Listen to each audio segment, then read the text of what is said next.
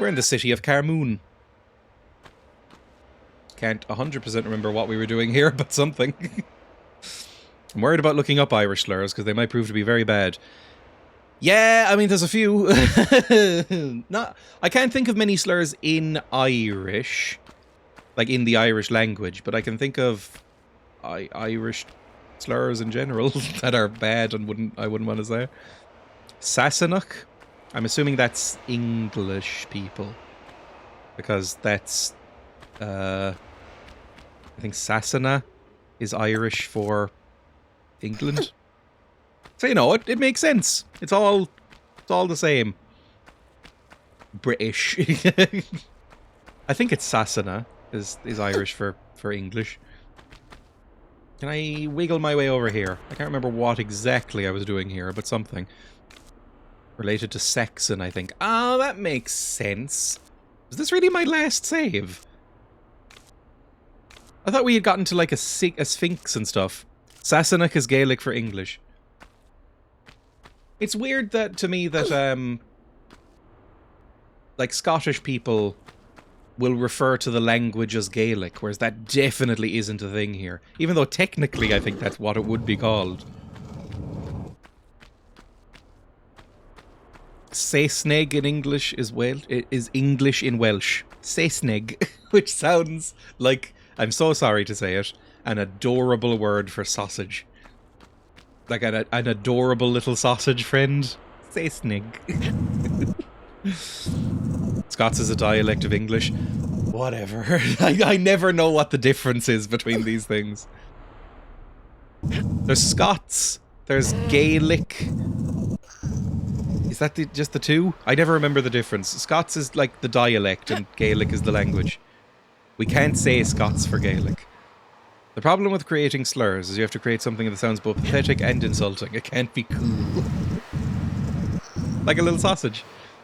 Unlike in Ireland, you can say Irish for Gaelic. Yes, like I would say nobody in Ireland has ever called, maybe back hundreds of years ago, but nobody would ever think of calling the language, the native language of the island, Gaelic. It's just, it isn't a thing.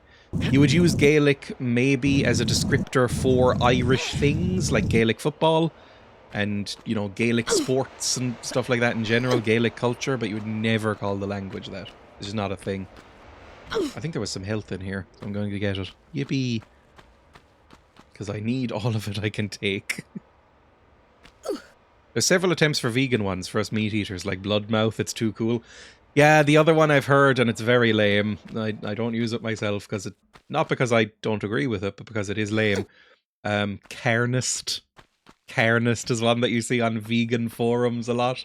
I'm like, I'm sorry, I understand the sentiment, but it's too lame. It's not insulting enough. Fleshies. That sounds like a slur for non-furries.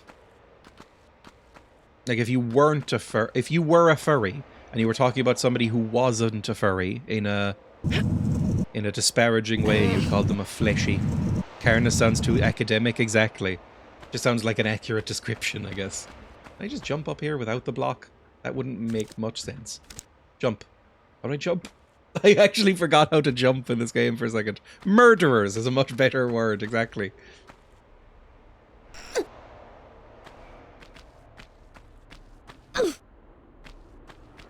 Carnus sounds too... I was about to say some real horrible shit, by the way, but I stopped myself. You could thank me, honestly, for not saying some really horrible shit about meat eaters just then. You probably see my face ticking, like... Can I say what I'm about to say? Then I decided no. Partakers of gooey flesh. Up we go. Oh, do it, you cowards. People would leave. Can I just grab up here? Easy enough. And shimmy. Lovely. You can call me a puppy eater, whatever. It would make puppy eater look like a lovely, friendly hug. Oh, fuck me! Jesus Christ! Bring out your guns! I didn't take any damage there. I think it was just nuzzling me.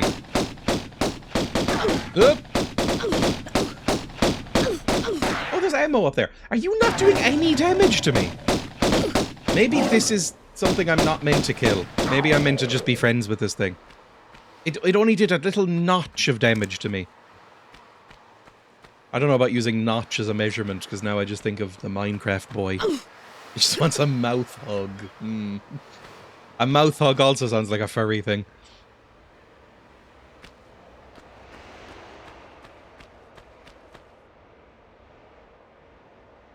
I think there was some lions in it. I think it's all going to be lions and panthers in here for some reason.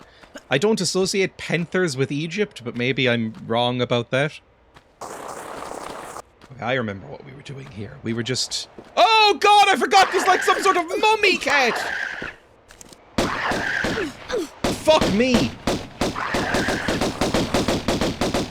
And you take a lot of damage. There we go. Jesus Christ. Exclamation mark quote, mummy cats. And the quote returned was Digimon.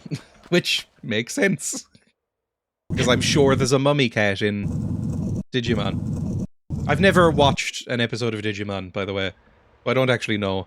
Because I know it's not. I know that Digimon, I think, actually came first. However, Digimon always looked to me like a Poundland version of Pokemon. And so I just was never... I never considered watching it, really.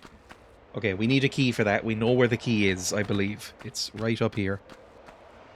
Sausage is Selsig in Welsh. Oh! I mean, sausage is already kind of a cute word. It's hard to make it cool. Can you jump up, Lara? Woo! Not that way, you idiot! Up this side. Thank you. And then just do a little climb for me. Lara, can you do a little climb for me? I'd love it. What is macaroni pie? Sorry.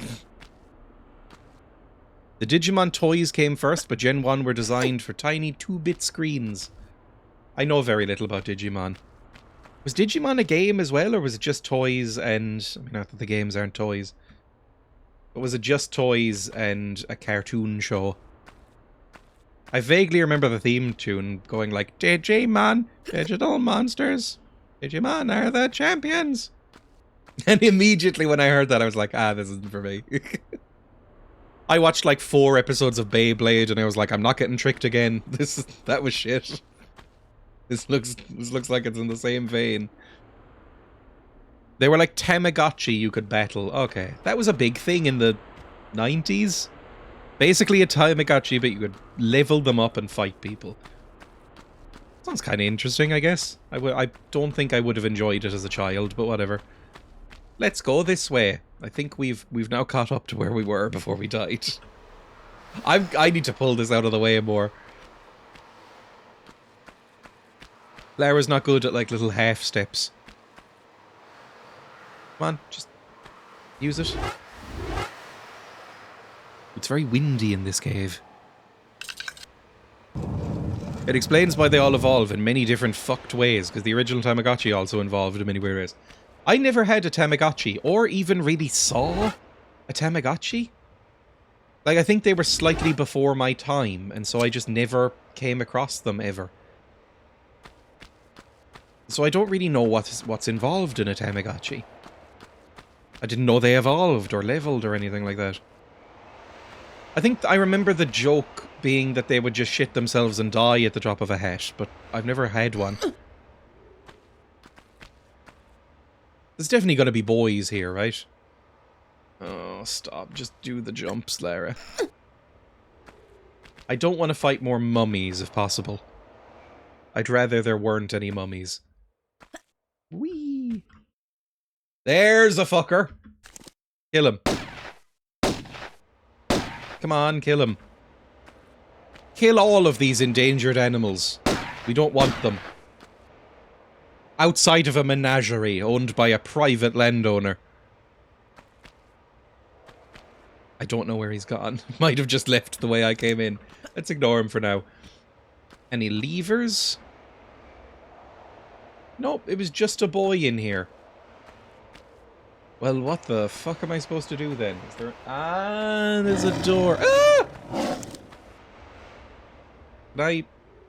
There he is. Come on, shoot him! He's right there! Oh, this feels horrible. This feels so mean. That's not good. Are they was there two of them there and they both just ran out the same direction? I can deal with them later, I'm sure. Whee! Oof. Pastry macaroni is closest to it, but it doesn't exist because we never have atrocious pies like that. I think the macaroni pie looks alright.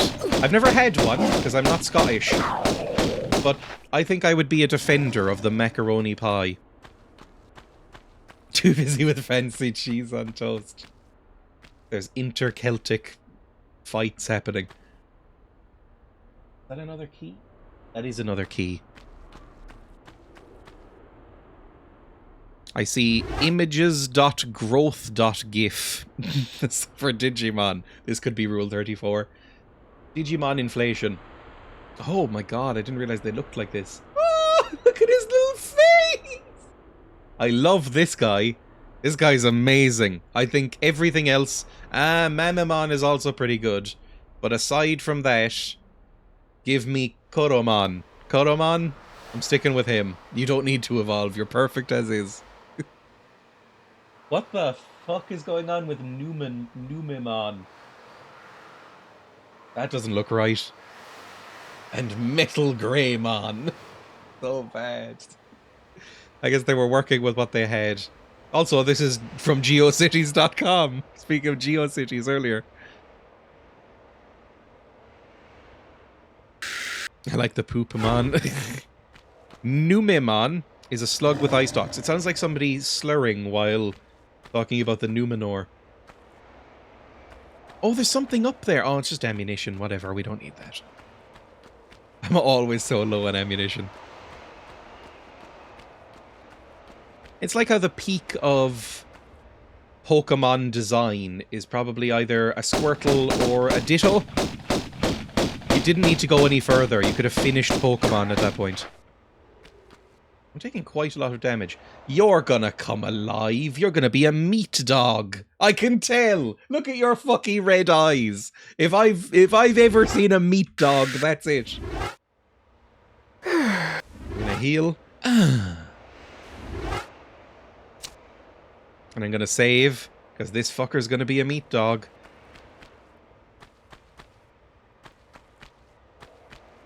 Oh, I don't want to walk up to it. Maybe it won't be a meat dog.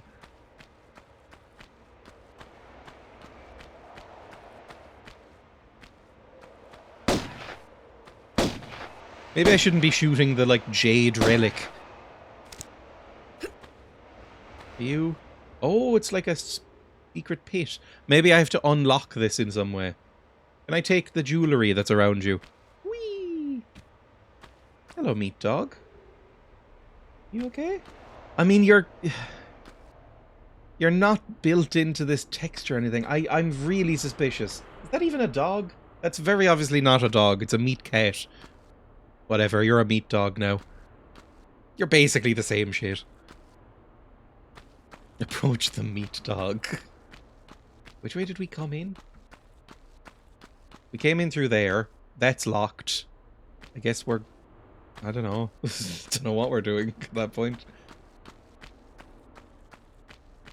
Oh! I'm wary of this because it looks spooky. More polygons in the Jade statue than the rest of the game combined. This had to work on the PlayStation 1. They couldn't really deal with it. Polygons were new to them. They didn't really know what was going on. I think it is worth reminding yourself every so often, considering that this game actually looks okay. I know I'm playing it in a high resolution and widescreen and stuff like that, but this game looks pretty good, I think. This came out, what, 3 or 4 years after Alone in the Dark 1? Which is a game that doesn't really look very good. What was that noise? Did anybody just hear a rumble? Oh my god! What? I didn't even know you were there! There was a little boy there! Okay, well, this is now free to go up. I can't do anything with it. She just goes, oof. That's fine. So I can either go down the pool or... No, that's just down the pool. There's no way down here. I thought this was a hole. Never mind. We're going into the magical pool. Can I roll you around at the speed of sound? No. This looks like some sort of pressure plate, or maybe something that will open later. And what are you? Are you some sort of elephant boy up there? I don't know.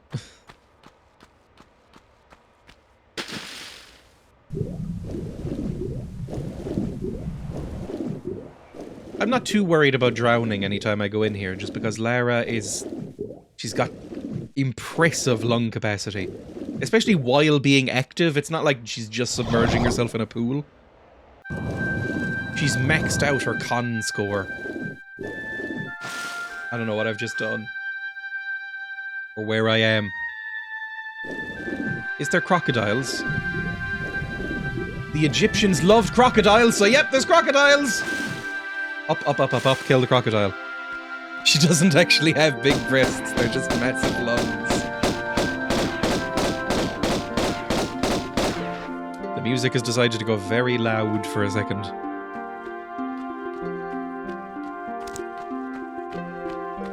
I think one of the methods of contraception for ancient Egyptians was either crocodile intestine or crocodile shit.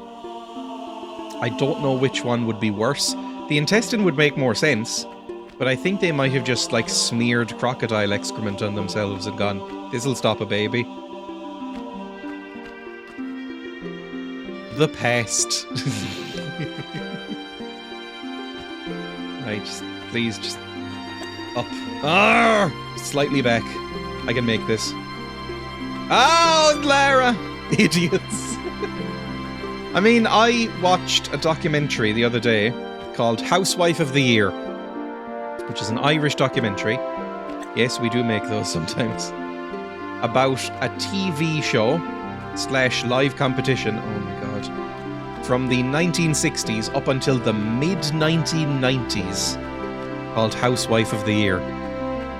And on that, they mentioned the fact that contraception in Ireland was functionally illegal up until about 1993. So I can't really talk. Like, honestly, having some crocodile excrement probably would have been better than us. Some Dutch museum just put a 200-year-old condom on display, made out of goat intestines, I believe. I think Emma told me about this as well. She was like, this is so Dutch. I was like, rude, but yeah. I mean, what else are you going to make them out of before you have access to, like... I don't know, what are condoms made out of? Latex? I don't know if they're made out of latex anymore. There's too many latex allergies out there. Can't go there. That's where the ball came from. Okay. We need to push this somewhere. I don't entirely know where. Probably over here so we can jump up to this ledge. That would make sense. I think I'd recommend that documentary. It was fun. I was about to say you can watch it for free on RTE. Nobody here has got RTE.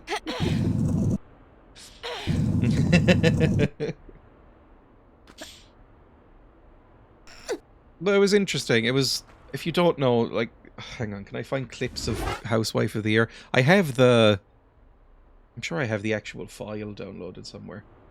Hang on. Do I? Maybe? I'm not sure. Let me see if I can find Housewife of the Year, as it was unbelievably cringe. Not the documentary, although oftentimes the documentary was as well. Housewife of the Year show. Can I find any clips of this? Just the trailer for the thing. Yeah, it's just the trailer for the Keller Housewife of the Year 1989. Okay, this is from the 90s. Or sorry, the 80s.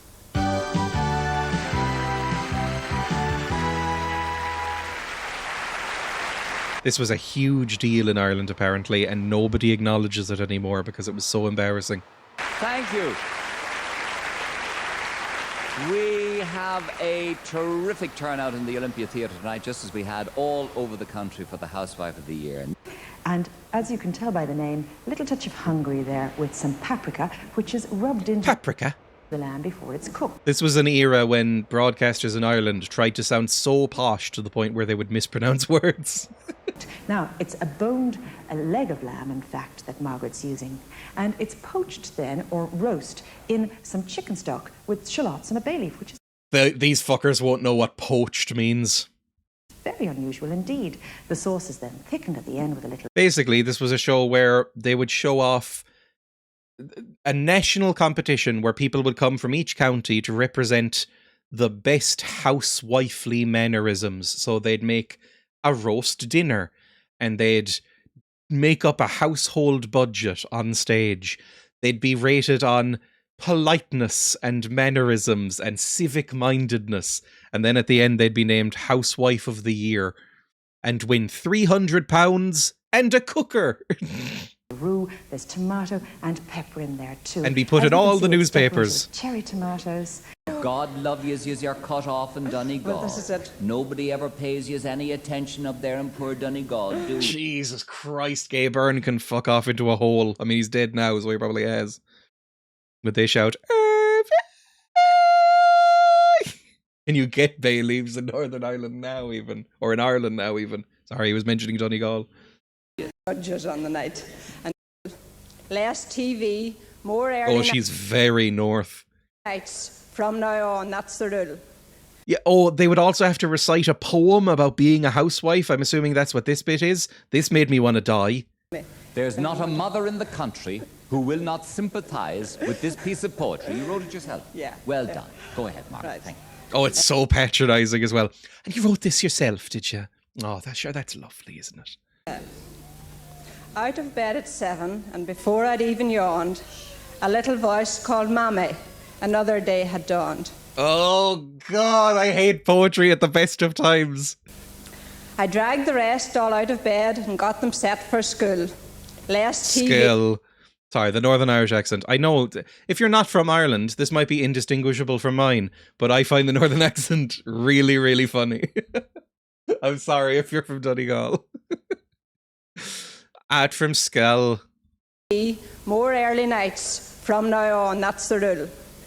I organised the breakfast, was feeling none to Oh! It's live as well. right.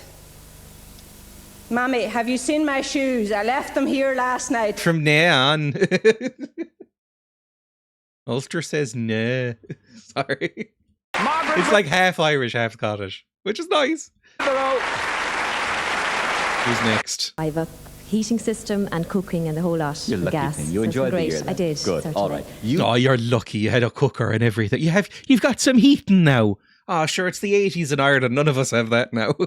To you. Did you enjoy it? I did. I had a great year, really. It's been marvellous working for Caller Gas, I must say. They're a great company. Oh, they to work for Caller I've done a lot Gas? of promotional work, first of all, Chill. for Caller, and I've thoroughly enjoyed it.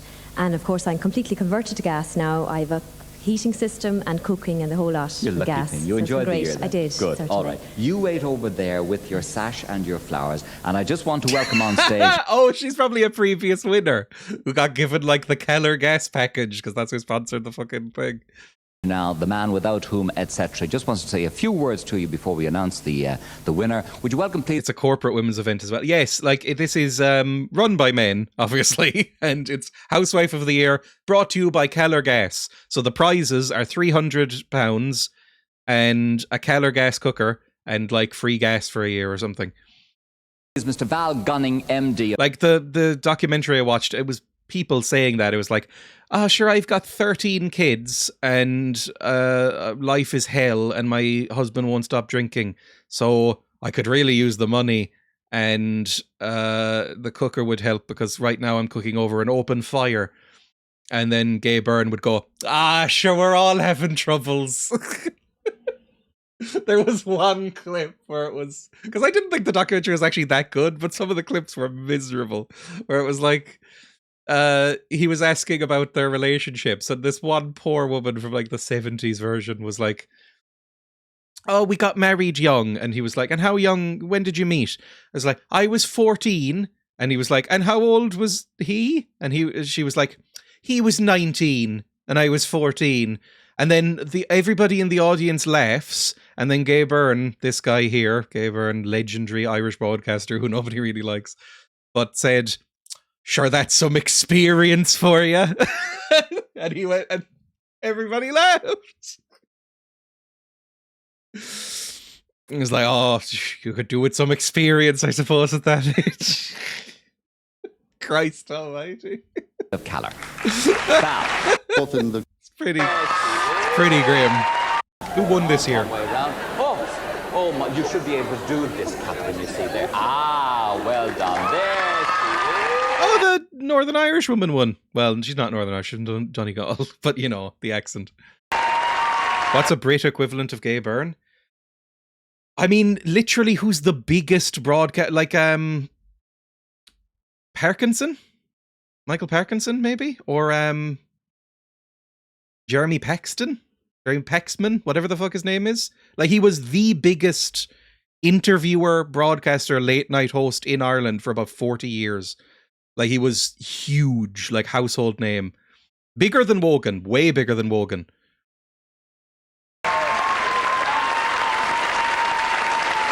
At least here. Like, Wogan went to England. And outside of this, he was considered... like, it's bizarre that he did this at all. Because outside of this, he was considered kind of a ruthless, confrontational, serious interviewer.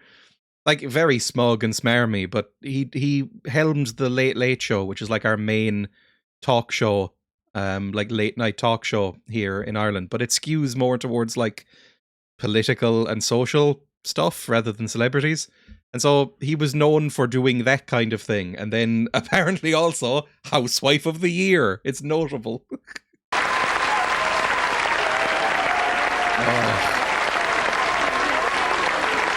Anyway, Paxman would never do the shit Byrne's doing.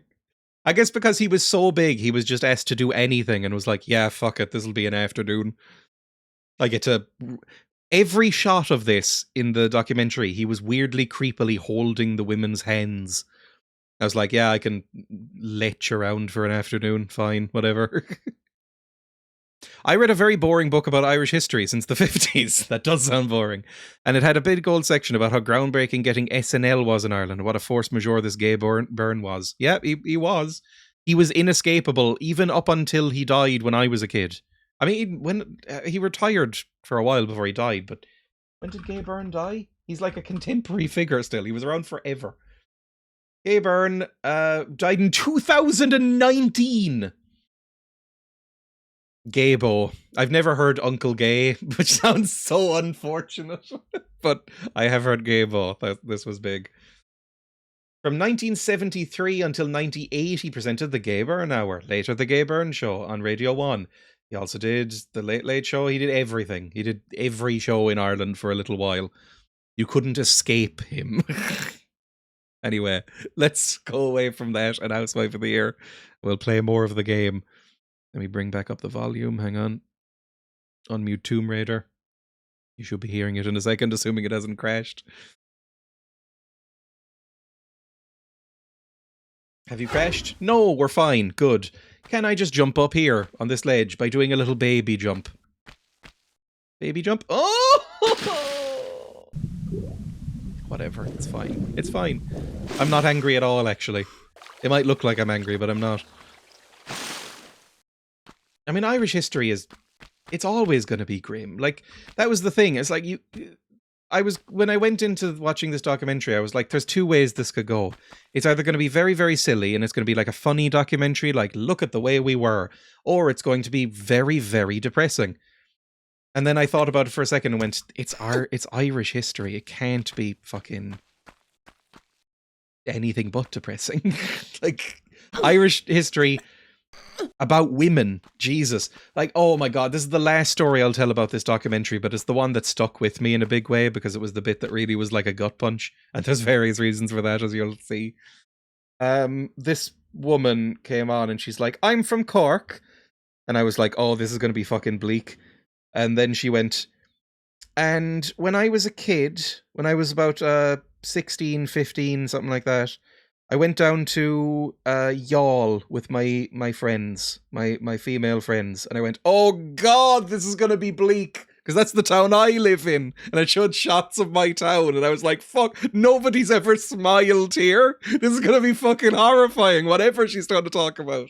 And I was right, because then she said, and we went out on a boat, like we rented out a little boat to go across the river and just kind of paddle around for a while for like, 2 hours, because what else is there to do in Youghal?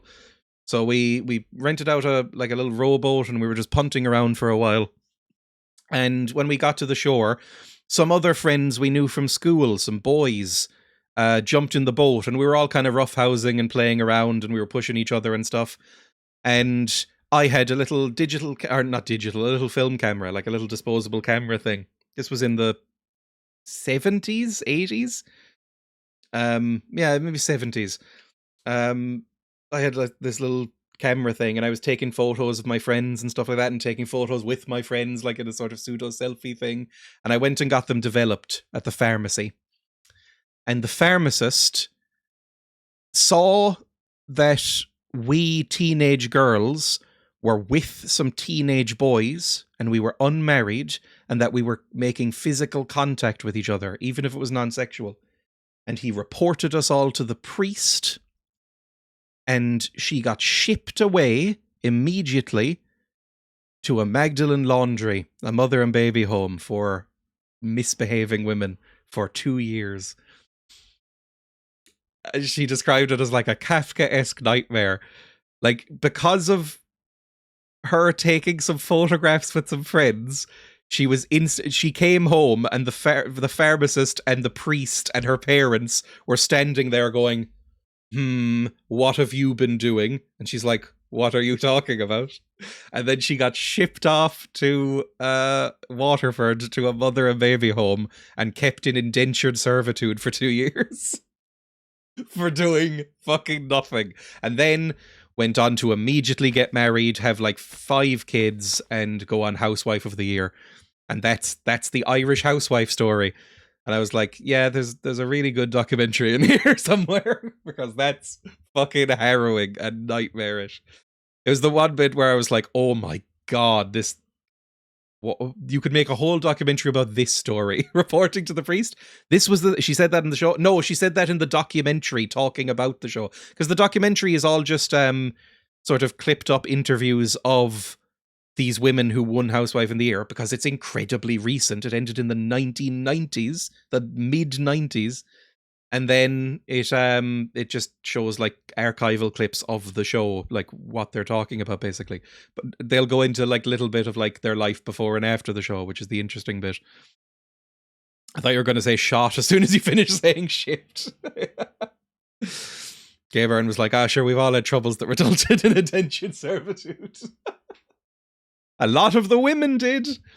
A lot of the women would either disappear suspiciously to England for 3 weeks and then come back noticeably lighter for cyst surgery, or they'd come back with a child who was like just a really younger brother of theirs, definitely not their own kid or anything, or they were sent off to a mother baby home and the baby was sold. So it's all very grim. So you can't really do a show like Housewife of the Year without acknowledging it, I suppose, but my God, it was depressing. Anyway, let's jump across here. Lara Croft! She's probably never been in this situation. She lives a charmed life, and she didn't live in Ireland, importantly. And I pick up this cool vase. I'd like to pick up the vase, please. No, don't want to steal like a priceless Egyptian vase. Never mind. Ireland in the 70s. I mean, Ireland in the 70s is a fucking nightmare. Ireland now is a fucking nightmare, but my God. I've seen tons of these recently on the tube, and a kazoo has been redeemed. The Mother and Baby Institutions Payments... Oh, really? The payment scheme provides financial payments and health supports to people who spend time in mother and baby and county home institutions in Ireland. This is on the tube because so many of them went to England afterwards because you couldn't live here because you'd be even out when you came back from the mother and baby homes, you'd be ostracized from your community because the church ran the country up until the 90s, really. And so you couldn't go back home, so you just went to England and worked as a fucking labourer or a nurse or something. Things like that happened in Scotland too, not sure when it ended, 50s or 60s. I'm going to say something horrifying. The last mother and baby home in Ireland closed in the 1990s. Now, they hadn't been as prominent since the 80s, but they were still going. They were still open. They were still active in the 70s and 80s, though. They had a stranglehold over the country. Ireland has a 3-digit international calling code. I don't know why it wouldn't. But yes, is that not normal? I've never seen one without one. Oh no, England has +44, doesn't it? So yeah, that's fair. 82 for Scotland, so it is similar. Jesus. Hey, what is this kazoo? Let's go here. It's Lambrini Girls Contology. I've never heard of this, but it's called Contology 101. Amazing. Australia has +61, US Canada has +1. Really?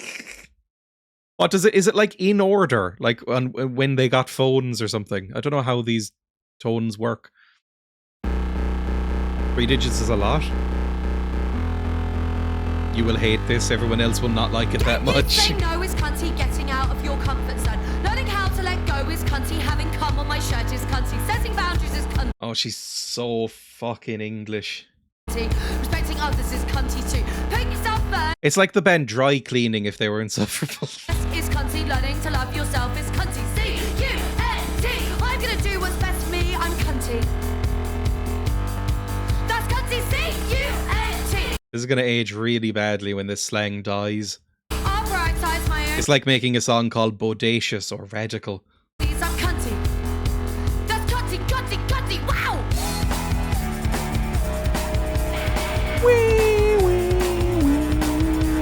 The Dry Cleaning vocalist stares into the abyss when she performs. As she should. That fits.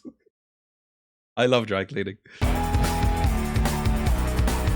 Mine's your Charlie XCX? Yes, the accent is fucking unlistenable, isn't it? Healing your inner child is cunty. Getting terrified is cunty. Having honesty is cunty. Dragging hunts and bits. Doing a put your friends out. Learning how to let go is cunty. Learning how to say no is cunty. I'm gonna do what's best for me. I'm cunty. That's cunty. I'll prioritize my own needs. I'm cunty. Oh, this is so fucking like Tumblr coded. This feels like it's ripped directly from an AI bot that was raised on Tumblr. Oh, it's so irritating. I'm gonna go to therapy and then self-prioritize my own needs. Fuck off. Cunty, cunty, wow.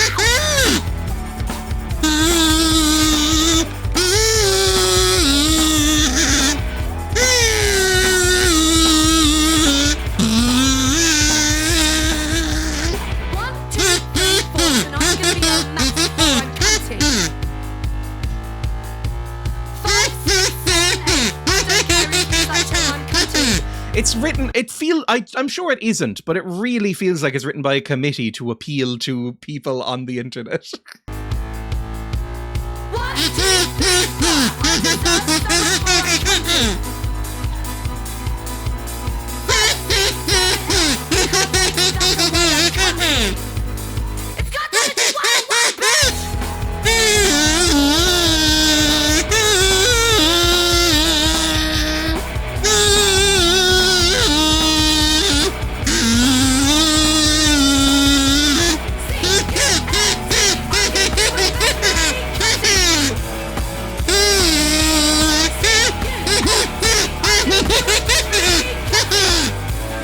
At least it's short.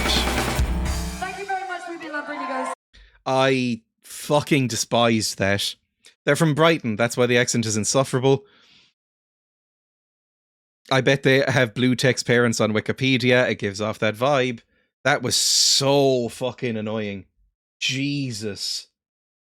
It's like Charlie XCX, but even more insufferable. And I didn't think that was possible, because Charlie XCX, I think, is one of the things we'll look back on about this decade in embarrassment. It's like if the Spice Girls and the Prodigy had a baby, and you think this is good?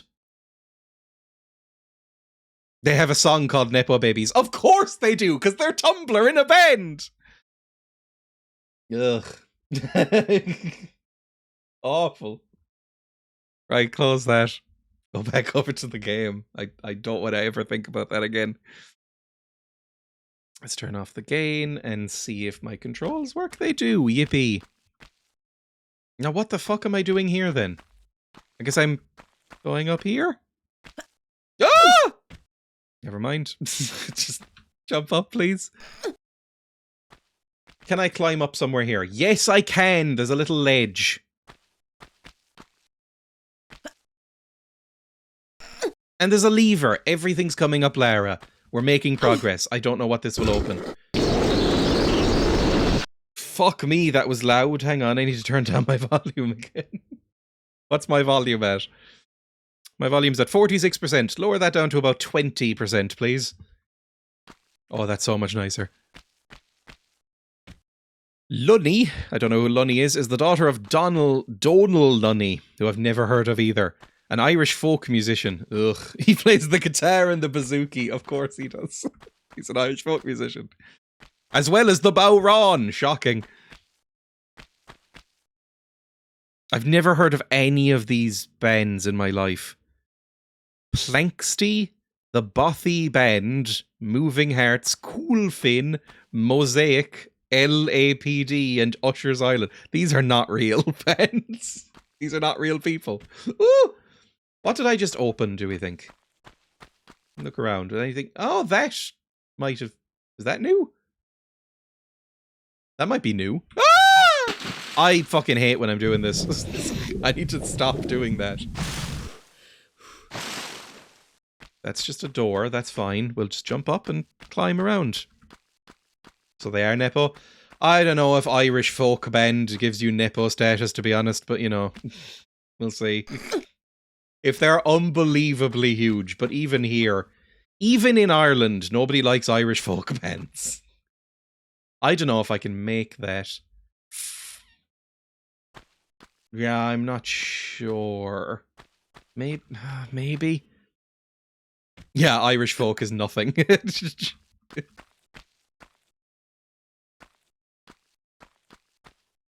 Like, I imagine even the most famous Irish folk bands, like apparently this guy, they're still playing, like, local town councils and stuff. They're not going to be doing anything. He does have a blue link, though, so it does count. Glinner doesn't like them, so they're doing something right. Yeah, but sometimes the enemy of your enemy isn't your friend. I'm just gonna say it. This is how we got into the, you know, allying with the Soviets situation. Although, I don't know, Graham Linehan is on par with the Nazis in some ways, so maybe we support them. Maybe we support the girl boss irritating people. He had a son with Sinead O'Connor? Oh, Sinead. I'm sure you could have done better. Sinead went a bit off after a while. Maybe he was lovely. I shouldn't disparage. This lined up right now? I don't know what the fuck I'm doing. I guess I can probably make this jump over here if I push this one block further. That might make sense to do. Like, just push this one more block over. It's puzzles. Next time, I'll redeem a different song and you'll find it insufferable for similar but distinct reasons. Minus the accent, which remains the same. I mean, it's weird, because I do love the band Dry Cleaning. And they have a very similar, sort of disaffected, irritating Southern English vibe to them. But I really like them. So it's just, I don't know, some imperceptible vibe that I'm picking up on with them. Push this forward, I assume? This'll be fine too. Ah, push it. Every time she does a little bunny hop, it annoys me. Push it one more.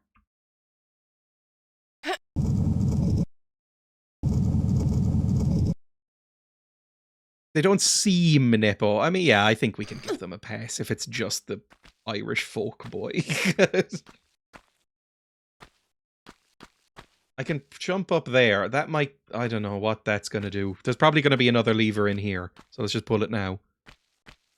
Another lever? Or maybe angry cats. There's a lever. Is this open? No. Anything cool through it? Ooh. Almost for... Oh, there's a key! I need that very bad. Well, do I need that very badly? I haven't seen a keyhole yet. Hmm? Okay. That's not what I was expecting to happen there. Maybe I can climb up through that hole? That might be jumpable. I'm not entirely sure. This is definitely jumpable. Jump up on this.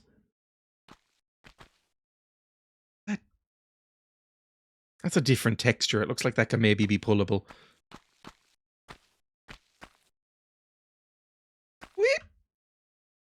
Oh! Oh, that fucking hurt. Not physically, but emotionally. That hurt a lot. That's cruel, game. That's really mean. I can't get fucking back up, can I? Oh no, I can. I can just... It's more annoying because I have to go for this one. Which means it has to be exact. A little bit further. Oh, come on. I don't know if I can go any further without skipping it. For fuck's sake, back a tiny bit. Latch! For fuck's sake, Lara! Oh, it's annoying. My Switch 2 arrived. I saw that the Switch 2s have started shipping and they're released in New Zealand and stuff and in other shops around the world. I just couldn't give a fuck. Sorry about the Switch 2. It's like, I didn't buy the Switch because I think somebody asked me recently on stream, do I like Nintendo games? And I think I don't like enough Nintendo games to really ever consider buying a Switch. Oh, thank Christ. Or a Switch 2. Like, what's out for the Switch 2? What's the launch titles? Mario Kart? Who gives a fuck? There's no new Zelda. There's no... Is there anything but Mario Kart? I'm trying to think. Just Mario Kart. Like, what's out for the Switch 2? I don't care either, but I have it and I like it. Like, I'm sure stuff will come out for it that's good, but like, I couldn't... Like, I played the 2 Zelda games that were on the Switch, and I really enjoyed them. However, I didn't buy a Switch because they were literally the only 2 games I was interested in playing on the Switch. So, there would have been no point in me buying it. Don't tell Nintendo. Please. They'll break my legs. Whee! Like, if a Zelda game comes out, I'll probably just play it in a different way. What the fuck am I meant to do here? Can I get... Oh! Can I get up here?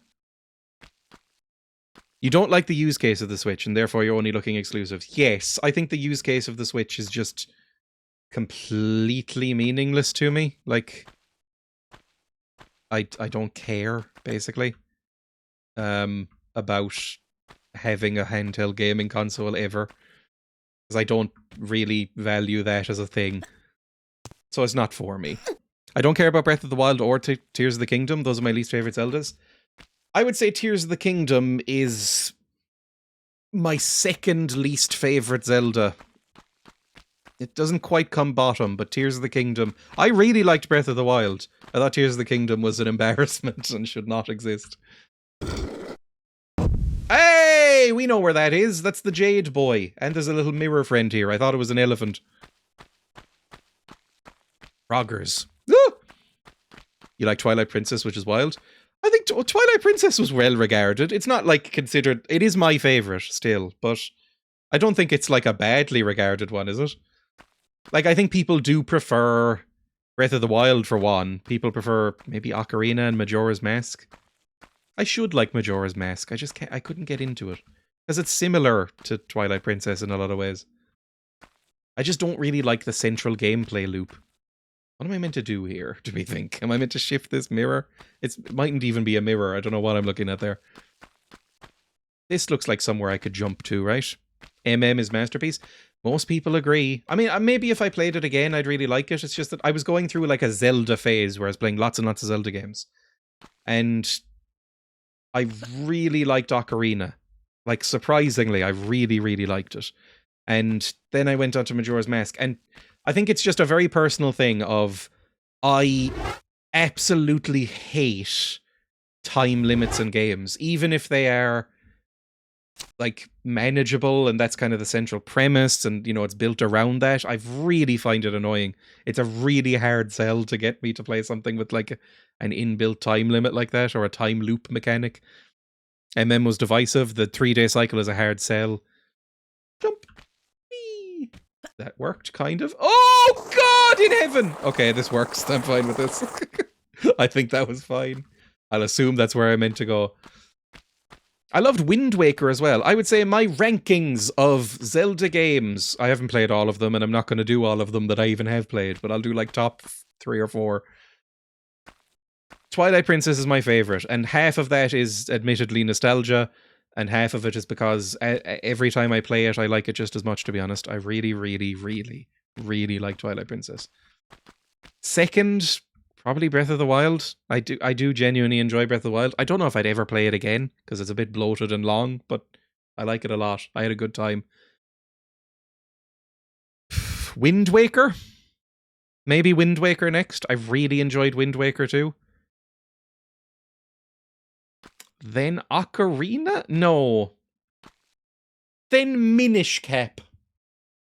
Minish Cap under Wind Waker. Then Ocarina. And then there's more. Bottom 3 I'll do. I'll skip ahead. Bottom 3. The third worst Zelda game is Link's Awakening. The second worst Zelda game is Tears of the Kingdom. And then we drop down like 5 or 6 more points. Because it's so much worse. Skyward Sword is the bottom. Skyward Sword. I think Skyward Sword might be the only Zelda game that I would say is like, I know this is silly to say, like objectively a piece of shit. Like it's so bad in every respect. It's so shit.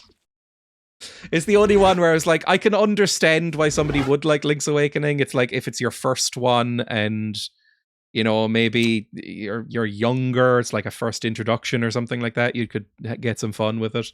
It's a bit weird for a Zelda game, but it's fine. Tears of the Kingdom, if you're really into the crafting and shit and you don't mind the insufferable story, Tears of the Kingdom could be absolutely fun. It's just more Breath of the Wild. But Skyward Sword is irredeemable and absolutely fucking aggravating. It's the only one I would consider a bad game. I loved LA. It was my first one for Game Boy when I was younger. Yes, nods. Oracles of Seasons and Ages is very nice. I haven't played that one yet. Jump! Whee! Oh, that just about worked. Jesus Christ. Love Oracles. I should play them at some point. Because again, I love Zelda. It's the only... Is there a lion down there? I hear some sort of growler. Oh, there's something. I saw just the edge of his little whiskers. Oh, it's a crocodile! Okay, fine. Link Between Worlds is great too. Why didn't you stream Minish Cap? I don't know. I think it was because I played it just after I played the remake of Link's Awakening. And I was like, that might be Zelda overload for people. But, unfortunately, I wish I had done it the other way around, because I think Link's Awakening was not great. It was fine. It was good. It was a good game, but it's not fantastic or anything. And then Minish Cap I thought was lovely and charming and wonderful, and I really enjoyed it. Run and oh God, you idiot! Well, we didn't need that ammo anyway. A second remake revelation. It's one of the reasons I have cemented that I'm not playing any more remakes, to be honest, because I felt it was a little pointless and, I'm going to say it, quite ugly. I don't like... This is a personal choice as well, obviously, but I think the Link's Awakening and the new one, the new Zelda game that they released where you play Zelda, I can't even remember what it's called, but I didn't play it because I think that art style is really fucking ugly. It just bothered me. It was so ugly. It's kind of cutesy and stuff, but it's not really what I'm into. Where the fuck am I going now? What is this? I'm in the jade hole. Not a fan of the squashed style. It kind of worked for the Link's Awakening remake because, you know, it already had that kind of squishy, chibi thing going on because it was a Game Boy game, but for a new game, I was like, not fucking with it. Chibi hater. Yeah, I don't know if hater might be a strong word, but I don't respect it. I would never have any sort of merchandise with a chibi thing on it or anything like that. I guess it kind of reminds me, and this is a horrible thing to say because it doesn't deserve this. I'm sorry, Link Awakenings or whatever it's called. Kind of makes me think of Funko Pops. Oh, Christ! Jesus. Where did I last save? You're the chibi of this stream. Chubby cheeked rectangles. Right, let's try and actually get this now. Why did I aim myself differently? It worked the first time. Go. Whee! There we go. Oh, Jesus Christ, Lara, you fucking idiot. Every time. Ow, that's not fair. Right, down the hole we go. Amazing. What a roll, to be fair. Whee! This is too long a drop! Oh, I need to stop doing that. And don't go down that way. I'm gonna save here. I'm gonna heal as well. I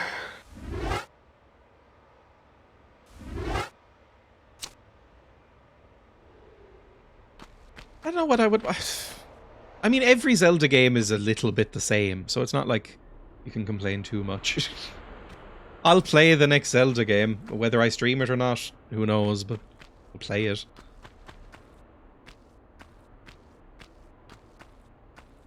Can you do anything, please? It depends. I would really like the next Zelda game to not be open world. I think Zelda in an open world format worked really well as a one-off. It was great. I loved it. I don't think it needs any more open world titles. I think it was already tired as fuck by Tears of the Kingdom and I don't want any more. But that again might be a personal preference. I can't say that for sure. Maybe people are really loving it still. They're like, yippee, more open world Zelda. Also, this is mostly a joke, but it sort of disappointed me in Tears of the Kingdom how you couldn't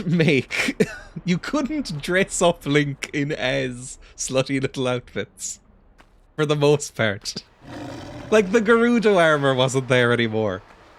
It annoyed me a tiny bit. I'm just gonna say it. Like just a little. Anything up here? New ammo. There is ammo. Thank you. My brain works. Although again, I never got this gun, so how much ammo do I have for this gun I don't have? Because I've never used it. I've never got the Uzi. I have 550 Magnum rounds. Fuck me. And I don't have a Magnum. I have 2 shotgun rounds. I never got the fucking gun. Maybe it'll come up again soon. Or maybe it's just you're gone forever if you don't get it. Famously on a lot of consoles. Could you see yourself with a Switch too? I wouldn't even... I probably would accept a free Switch 2. But the thing is that also, Nintendo makes you pay for internet separately, doesn't they? Like, I already pay... This is something I don't understand about consoles, because I think all of them do it. I don't own any consoles right now, except for the Wii. That you can't just, like, plug an Ethernet cable into it and it has internet. You have to pay for the internet on the fucking console as well. That's so fucking irritating. That's really irritating. I hate it. So I wouldn't want that. Like, you have to get, like, Nintendo Online. Like, can you buy games online without... That's only for multiplayer. Okay. So you can, like, buy games through the Switch eShop or whatever. Just using your Wi-Fi, for instance. That would be nice. I'm going to take a back step here. Yes, that's all fine. Okay, that's not as bad. It's still bad, I will say. Like, I still think... console gamers are getting ripped off in a big way. Oh my fucking god, that's a lot of men! Jesus! Fuck off! Yeah, that was always going to happen. How much to play Mario Kart Online a month? It's something like 20 or 30 a month, isn't it, for Nintendo Online? It might not be that. I think it's like 20. So, that's kind of a deal breaker. Because again, it's just Mario Kart. I mean, let me check it up. Hang on. How much is Nintendo Online? Nintendo Online cost. Memberships, Nintendo Switch Online. Oh, that's a 12-month prepaid subscription is only €25. That's not as bad. It's yearly rather than monthly. I mean, it's not bad. But I would still resent paying it. Because I don't want any more subscriptions to things. I already have too many fucking subscriptions. I was thinking the other day I should probably get, what's it called? The YouTube Premium? Because I watch videos with Emma on the television. It's the only time I see ads on YouTube, is when I'm using my own television. Because, you know, you can't install an ad blocker. And the ads are so aggressive and irritating that I was like, maybe I should actually get YouTube Premium. But it's another fucking yearly or monthly subscription. And I don't want to. It's really fucking annoying. I don't want to do that. How the fuck am I going to get down here? Is there a ledge down here? There's a ledge down there. Is there another ledge? I'm fucked. I'm so fucked. I'm glad I saved. Because this is not going to go well. Maybe I could just tank through it. I mean, maybe if they can't get me here, this will be fine. I might have glitched them a little bit, which would be incredible. You take so many shots! Wait, I might be shooting the wrong one. There we go. I think I was just shooting a corpse there. I see blood splatters. You're dead? Where's the next one? There's definitely more. I'm gonna heal. Hang on. I'm gonna take a chunky heal as well. Load me up with so much morphine I can't see. I was about to try and press shift to try and sneak. I've been playing a lot of Atomfall recently. I wanted to try and sneak past them. That looks a little bit like the Playboy symbol. Right? Wait, is it the Playboy symbol? I don't know. There's a symbol that's like a bunny's head. That would probably be Playboy, right? Because the whole Playboy bunny. What's the symbol where it's the... This might be Playboy as well. Is it the two women who are like back to back with their legs crooked? I saw that on backpacks when I was a kid. I don't know what that is though. Playpharaoh. You been playing the DLC? I'm never playing Atomfall again. I finished the main story, did 2 of the endings, and felt so numb and disappointed by the whole thing that I went, I'm uninstalling this for my own sanity. There's no fucking way I've ever played this again.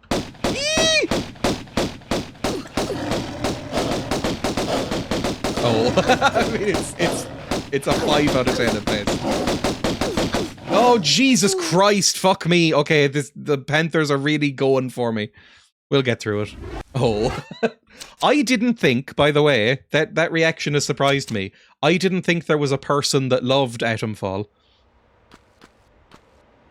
Because I thought Atomfall got pretty universal, like, 5, 6, and 7 out of 10 reviews. And I was like, for game reviews, you usually take off a point or two because people inflate them. I liked it well enough.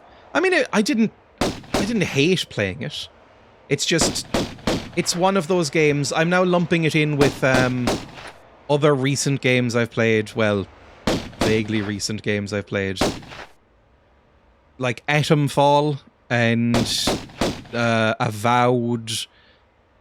The Outer Worlds as pure 5 out of 10 styrofoam games where they just made me feel nothing but a vague sense of I could be doing something better with my life.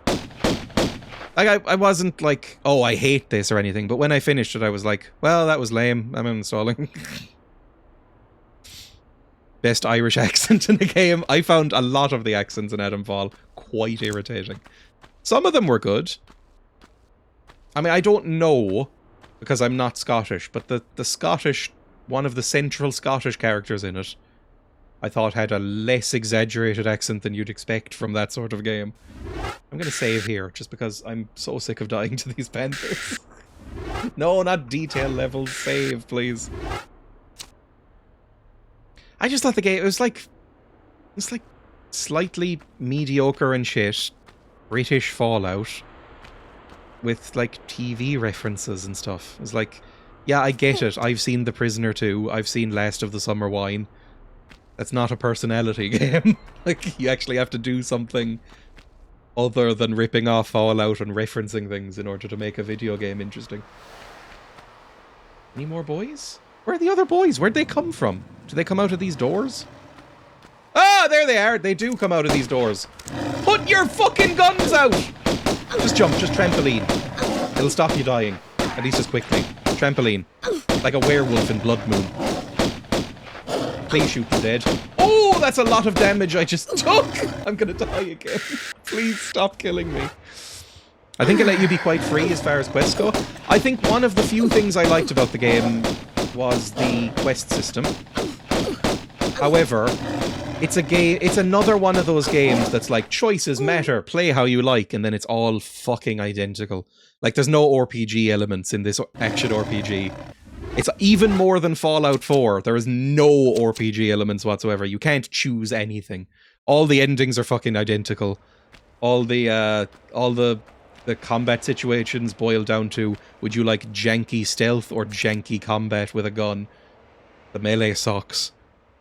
All of the conversations are, would you like more exposition before you inevitably accept this quest, or would you like to just skip through all that?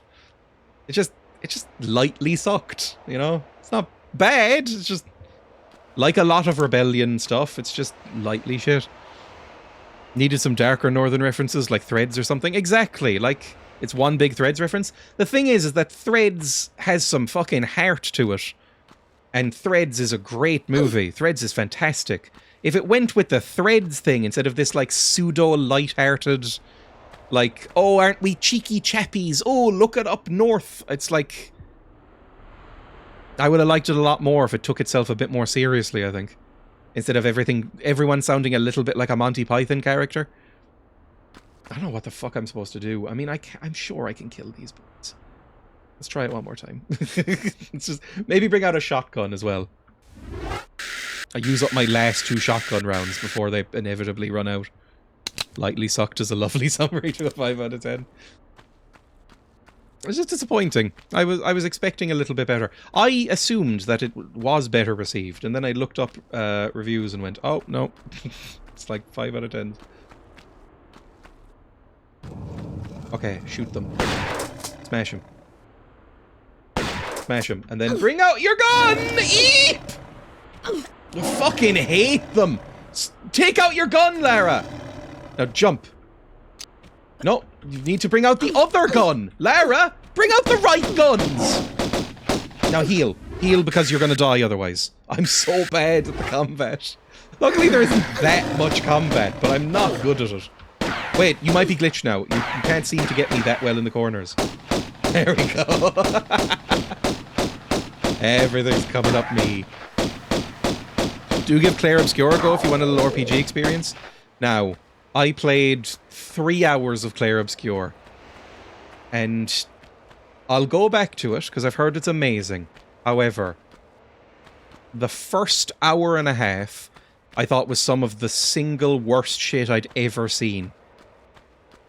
Like, I think if you enjoy the first hour and a half of Claire Obscure, you might have brain issues. Like, you might simply not be allowed to consume media under my regime. Because fuck me, it was awful. Now, the second hour and a half, I thought once it got to the island and got past the opening, I was like, okay, this is more bearable now. I see what it's going for. I'm enjoying it okay.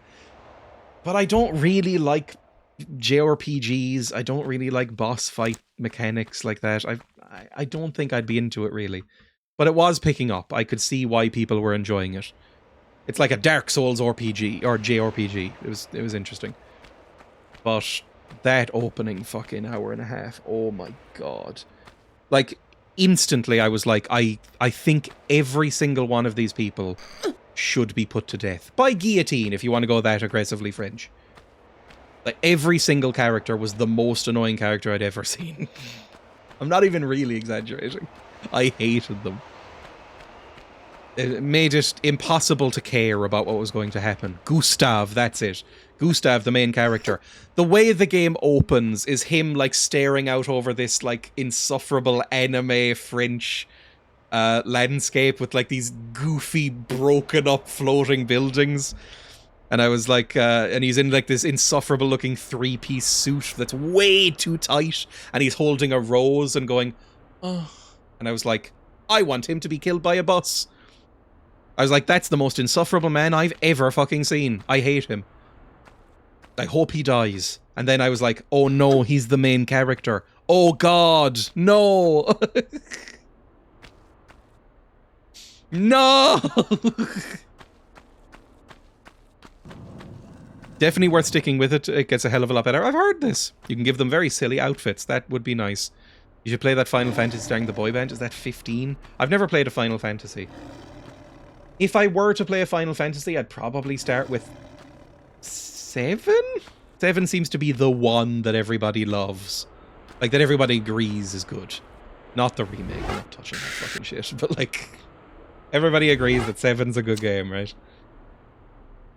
But again, it's a JRPG, and I really don't respect that genre. Outside of a couple, I streamed, I was about to say Undertale, but it's not Undertale. It's just very, very like Undertale. What's it called? Earthbound? I streamed Earthbound at one point. That was amazing. I love that game. Whee! Give me some bullets, please. Oh, more fucking cats.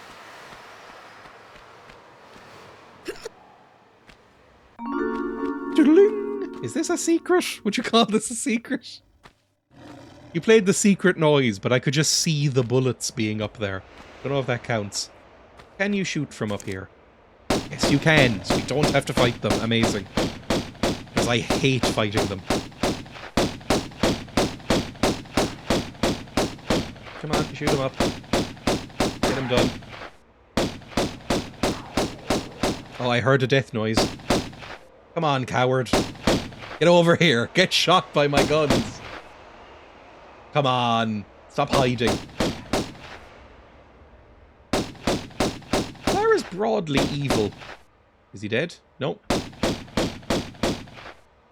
I'm listening for a little noise. He might be dead now. I don't know.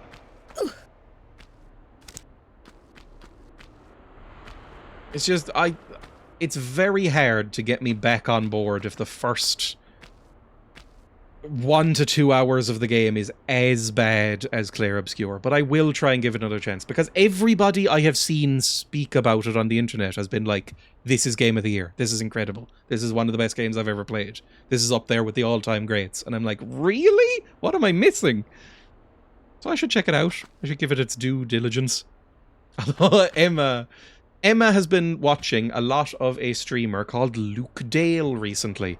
You might know him from voicing the character Hans Capon in Kingdom Come Deliverance 2 and Kingdom Come Deliverance 1. But she's been watching his streams a lot recently. And he's been playing Clair Obscure. And she has stopped watching those streams because in her words, it is pretentious, boring bullshit. So maybe we're just better than everyone else. And she even described to me, and I hadn't said anything about the game before she mentioned this. She brought it up independently, so I didn't influence her at all. She said everybody in the chat is constantly typing about how this game is a masterpiece and how it's so good, and I simply don't understand it because it's so boring and nonsensical. And I was like, yep, I'm sorry, but this is how I feel too. I haven't seen Emma in chat for a while. She is currently asleep. I can give you an insight into Emma's life right now. Emma has completely fucked her sleep schedule. And so she is currently sleeping till about 4. the afternoon. It's summer, so, you know, she's allowed, I guess. Oh my god! How the fuck am I supposed to deal with this?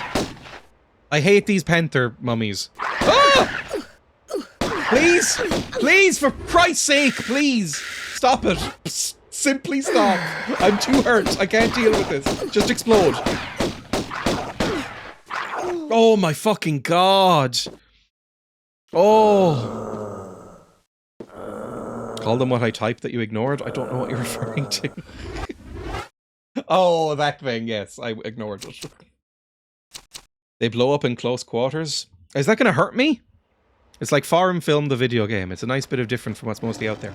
See, I didn't think so. When the first hour and a half of Claire Obscure, I thought was both very irritating and hilariously generic. Like, I thought it did nothing interesting for me.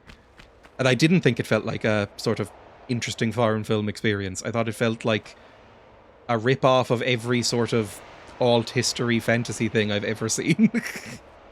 But again, maybe it's really great and I just need to give it more time. But I disagree about as much as you can disagree, I think, with this. Yep.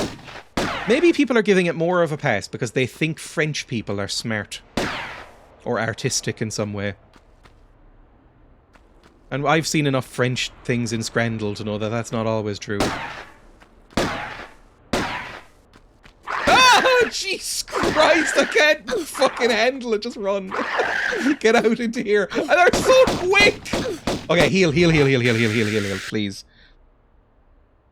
They do say it gets better as it goes on, which is possibly true and a cop-out. Yes, it should, ideally. If it's the game of the year, ideally it would start good as well. I agree completely, by the way.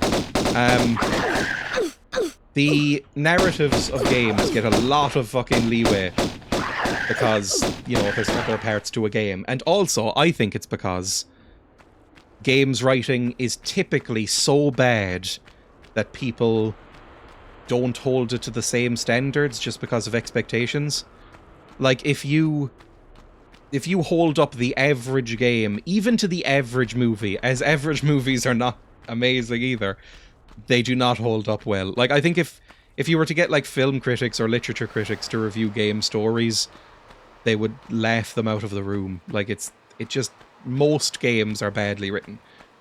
And I know that's such a broad, sweeping thing to say, but I 100% stand by it. Most games are poorly written. It seems like you write for games if you're a nerd who couldn't get into other mediums. This gonna do anything bad to me going up here? I'm not sure where I am anymore. Like, even this is a good game. This is a very good game. The writing's terrible. The writing's very bad. Like, it doesn't really damage my expectations that much, because again, I expected it going in. This is a very broad rip-off of Indiana Jones with some, like, irritating English accents and people going, "Oh, I will take this thing first," thrown in. It's not good. David Cage sucks so bad, but I loved Heavy Rain. It's weird, because I think Heavy Rain is one of his worst. I think, looking back, it's weird to see reviews for Heavy Rain that don't fucking roast the thing, because Heavy Rain is so bad. Like, it's bizarre when you're a well-loved, at least up until recently, a well-loved game director and writer, and your best work is probably Detroit Become Human, which is an embarrassing pile of shit. Like, how is that your career? I loved Beyond Two Souls. Oh, that's the second worst one, maybe. That's so bad. Beyond Two Souls is much less fun to play and the story has so many problems. I think Beyond Two Souls is... Oh, there's a part of me that thinks Beyond Two Souls is even worse than Heavy Rain. It's close. It's really, really terrible. And it, for a while, again, maybe it's because he's got the French accent. People were like, he's a visionary, he got like A-list actors to be in his stuff, like Elliot Page and Willem Dafoe are in that. David Bowie's in Omicron. Like, people were like, this is a visionary. And then you look back and you're like, every single one of these games is absolutely abysmal. They're so bad. Yeah, Nomad Soul, Omicron, that one. I might play that for YouTube at some point. Cage is dumb as fuck. He is. He's very dumb. He also... It's an interesting case of... Oh my god. Oh no. I don't know where I am now. I'm back where I was at the very beginning, but I don't know if that was a good thing to do. I don't Molyneux. He's a bit Molyneux-esque, isn't he? But I don't know Molyneux's history. David Cage is like a rapey Molyneux. Don't sue me, David Cage. Allegedly.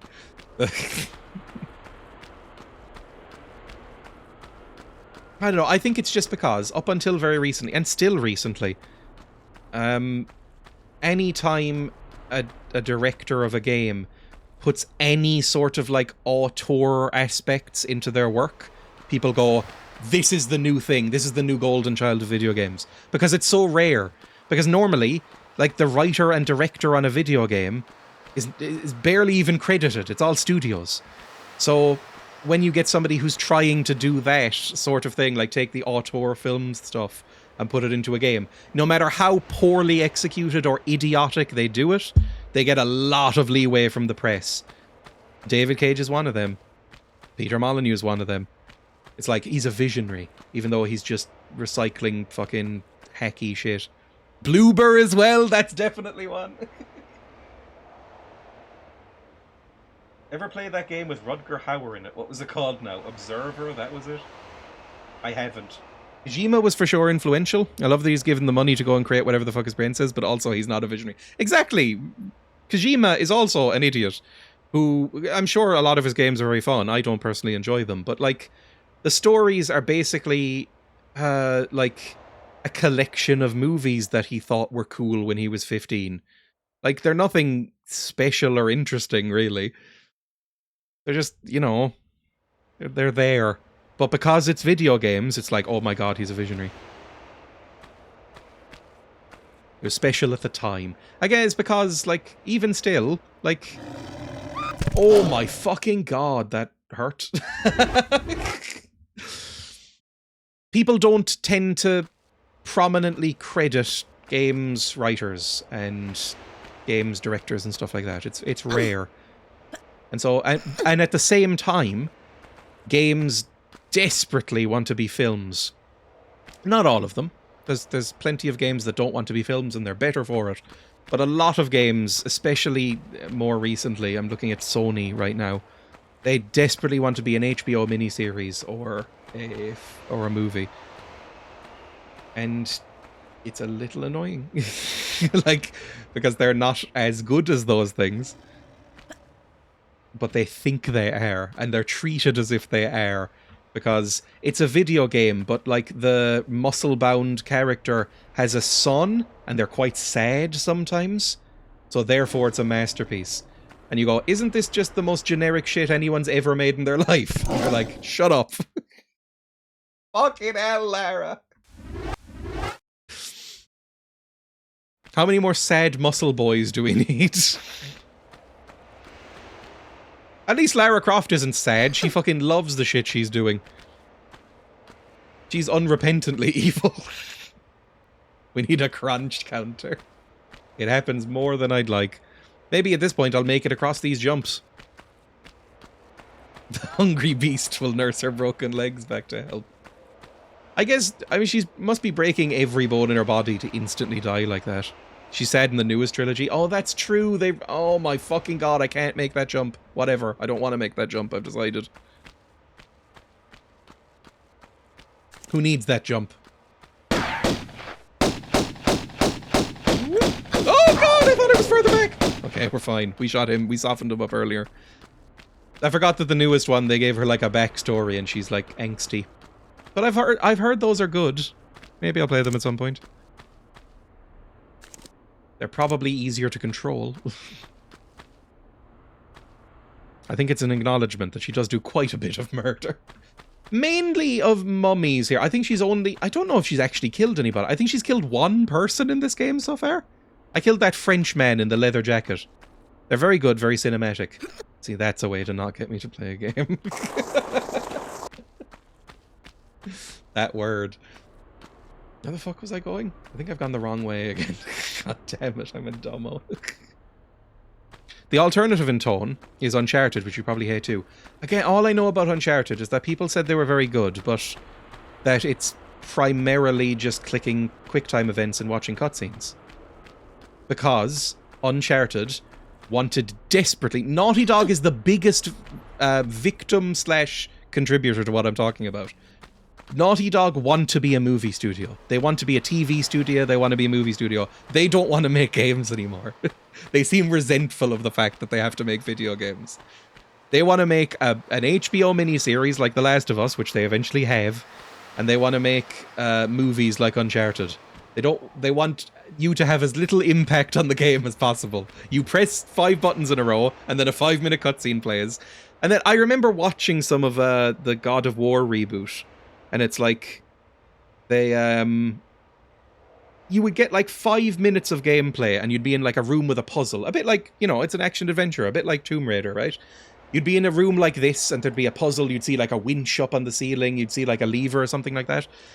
The guy I was watching stream it would walk around for about 20 seconds and then that fucking irritating little boy would go, "Maybe we should try pulling that lever, Dad!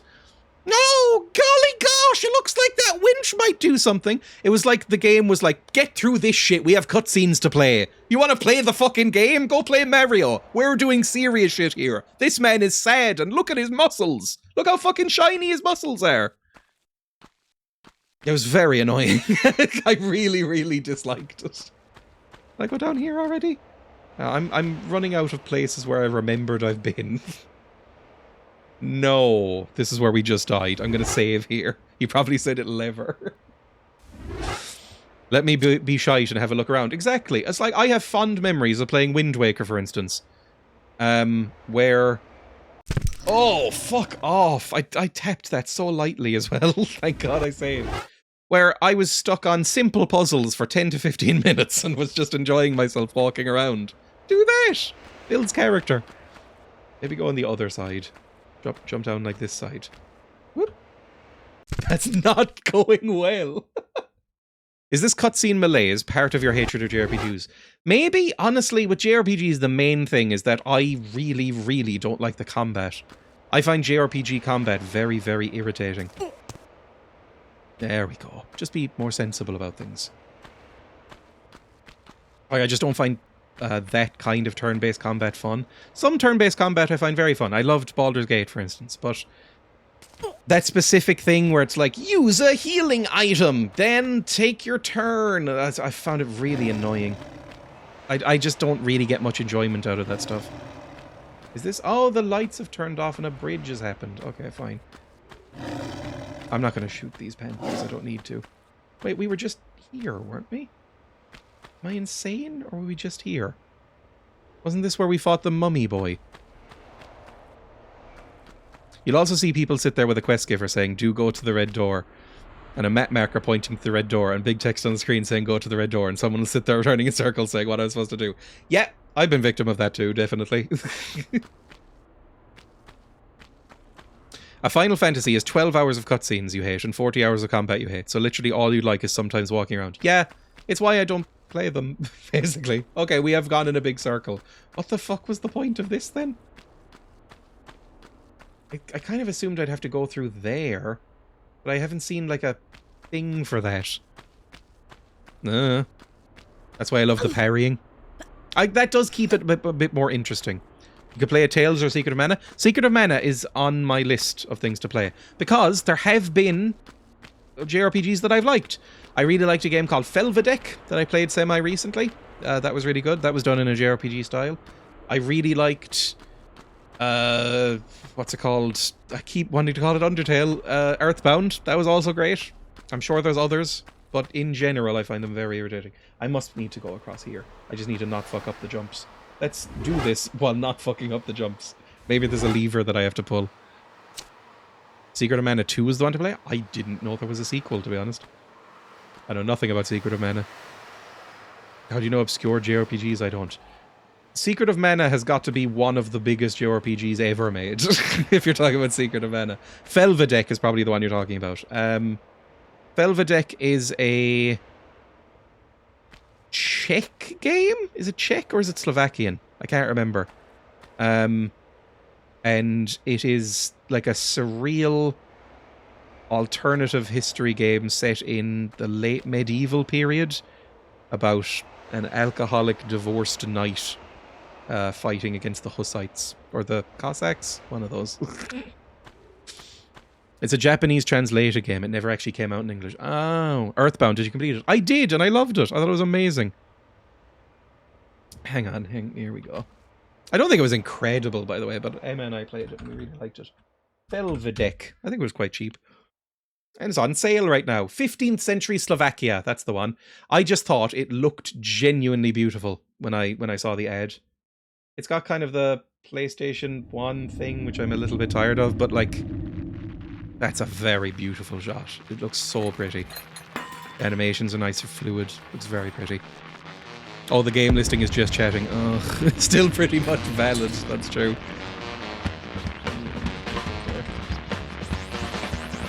There we go. That'll work. Yeah, I really like this game, and that's very JRPG style, right?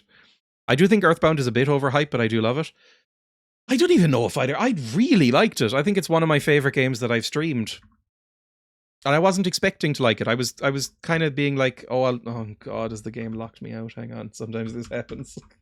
Thank God we just saved. Let me Alt F4. There we go, and load it back up again. Maybe it's because I opened Steam. I'm not sure. This isn't the least finicky game in the world. You have a free pass now. If I ever give you a lip again, just be like, yes, but I like Earthbound, and you know, so you know this, so fuck off. Right, play Tomb Raider, please. I'm playing Mother 3 at the moment, and I'm liking it too. I think Earthbound is Mother 2, right? I've never played any of the others. I've heard they're also very good. PK Fire! Sorry.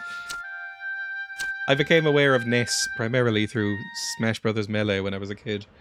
Which I didn't really like, because I don't like fighting games, but I had a friend in secondary school who would just bring over Smash Bros. Melee every time he came over to my house, because I had a Wii. We would just play that, until I got banned from a certain character, because all I would do was pick, what's it called? Meta Knight, and just do the spinny, like, side B attack over and over and over again, until they went, please, you cannot pick him anymore. That's really my only knowledge of a lot of these Nintendo characters, you little shit. I didn't know any meta. I don't like fighting games or know how to play them. I was like, is this how you play? I don't know. I was like, this seems like a good thing to do. And he was like, I'm going to take the controller from you if you do this again. You're a walking, talking Smash ban. I picked Meta Knight, I put him in rainbow colours, and then I just went back and forth for the entire match, while my brother and my friend actually played properly. And I went, yep, this is my role here. Hope you told them to get good. I think I've probably won like 3 matches of Smash Brothers in my life. And I've never played another one but Melee. And I think, is Melee the one that's least well regarded? No, I played Brawl. What I'm saying, Brawl is the one I played. Melee is the one that's best regarded. People love Melee. Brawl, there we go. Because it was the Wii. Smash Brothers actively makes me angry just existing. I mean, I didn't enjoy myself playing it, so I kind of get you. It's just like any fighting game, even the one that is like cutesy, like Smash Brothers, people get way too fucking try-hard about it all. Now, where do we think that opened? Maybe I can just jump across here. Just as a special treat. I had the original for N64, it blew my mind. Same with Kingdom Hearts. Kingdom Hearts, oh my god, Lara! Fuck off! Jesus Christ, Lara. Oh my god, she's just no longer jumping. She doesn't want to anymore. She's sick of it. I've never played Kingdom Hearts. I've always wanted to try it because I think it looks... to be frank, I think it looks so shit that I just want to experience it. I think it would be funny. Like, I don't think I'd enjoy it. I think it might make for a good stream or something. Tab out and she'll jump the tomb down. What did that open, even? Like, what have I opened just now? That's still closed, right? Yes, that's still closed. The first one almost makes sense. A Chain of Memories makes less sense, then it goes off the deep end with 2 onwards. Isn't there like 15 Kingdom Hearts games, and yet somehow, numerically, they're only up to like 2 or 3? Like there's like Kingdom Hearts 2.5.5 and shit like that. And each one of them has a very silly name. I got banned as a kid from by swearing at Mario. They collect the lore from the mobile games and stuff. Oh god, there's no chance. For my sneeze for swearing at Mario. You're not that much older than me. You had a sneeze. I mean, people complain about me making them feel old, but like my first games console was a Nintendo Wii. I can't imagine growing up with a SNES. That seems like in my head. I know the SNES is not that old, but in my head the SNES is ancient. There's something down there. It might just be health or something. I don't know where to go. I'm scared. I had a SNES, but it was the family's. Okay, I'm 10 years older than you. I guess that makes sense. I did get a SNES though. Consoles used to come out max 5 years apart. I guess now it's closer to like 10, right? When did the ES... What the fuck is the latest one? Oh, this released Sand! I understand now. This is what we're doing. When did the PS5 come out? I think that's the latest one. Or the... I couldn't tell you what the latest Xbox is.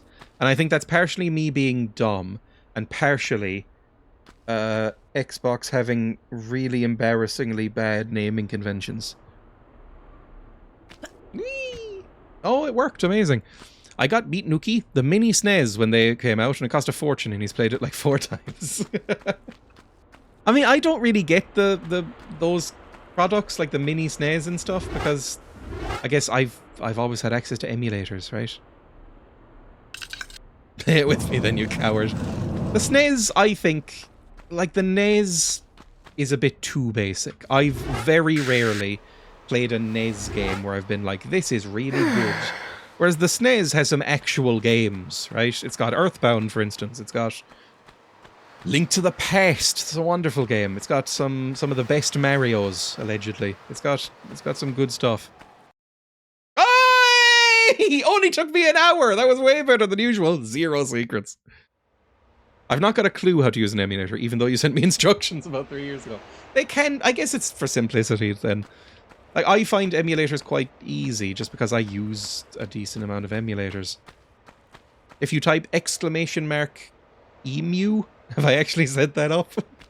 You'll see some of the emulators I use. Alleged Mario. I love my Miu Mini.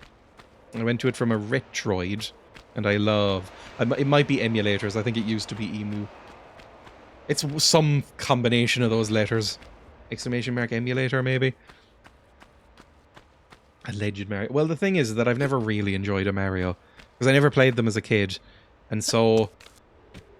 The most I had fun with a Mario was Super Mario World, I think it was called, for the SNES. Like the 1991 game, I think. That was the closest I've come to having fun with a Mario. I absolutely hated Mario Sunshine, and I don't think I've played any other Marios. I don't think I've played any other Mario games ever. Emma likes Mario, okay. Emma's better at it than I am. She played a lot of the ones that came out for the Wii. Not the Wii, the DS, because she had a DS. Because we're of a similar age, so she had a DS. ! EMU should take you to videos about the Emu War. Now, what is this command? I'm going to go to my Nightbot.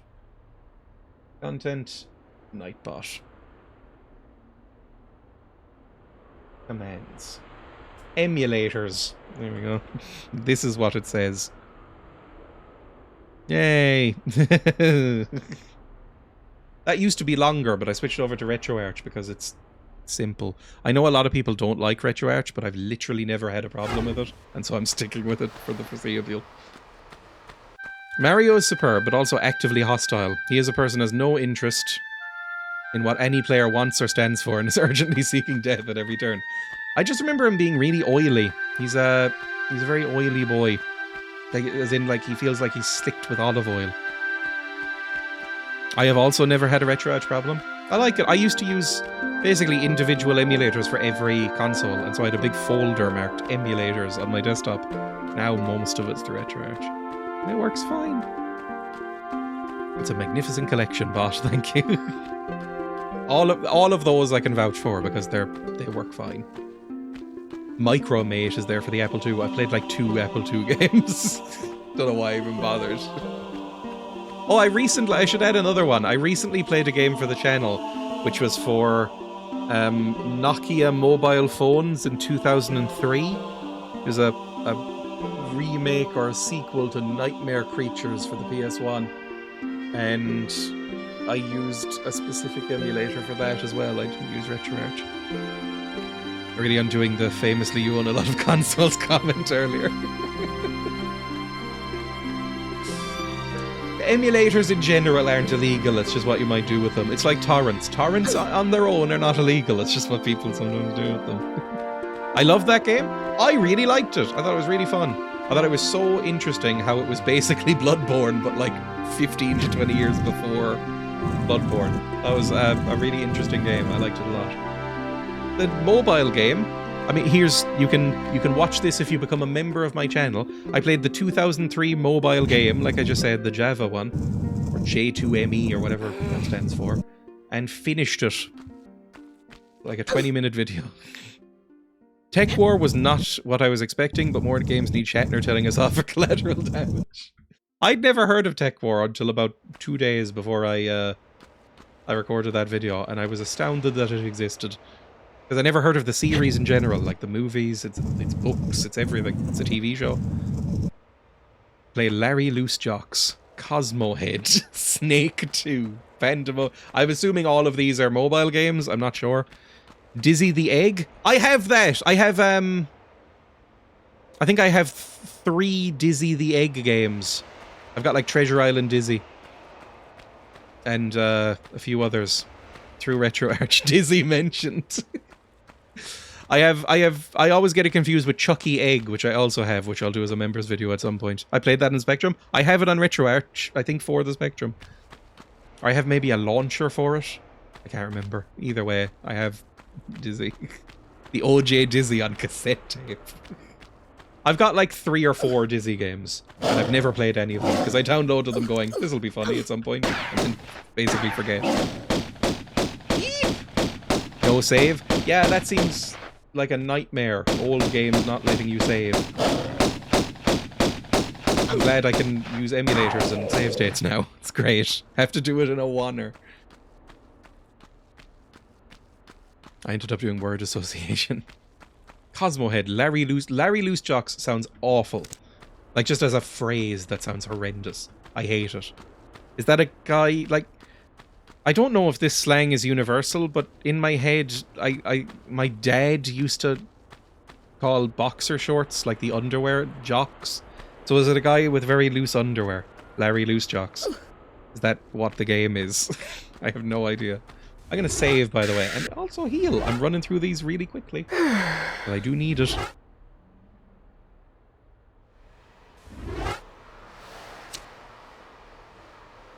God, I'm glad I'm playing this on PC. Speaking of saving, this game on PS1 and the other console versions did not have manual saving like this. You had to find save crystals, which sounds like a fucking nightmare. Listening to the TV scream pre-modem Banshee style to load for 5 minutes solid. I think even on emulators, it sometimes emulates that. You just get like a noise while it's loading up like a virtual tape. I guess maybe they can't skip that or something. Can I go through this door? Oh, Christ! Commodore 64 is a bit like that too. Not that I've ever had a Commodore 64 or a ZX Spectrum.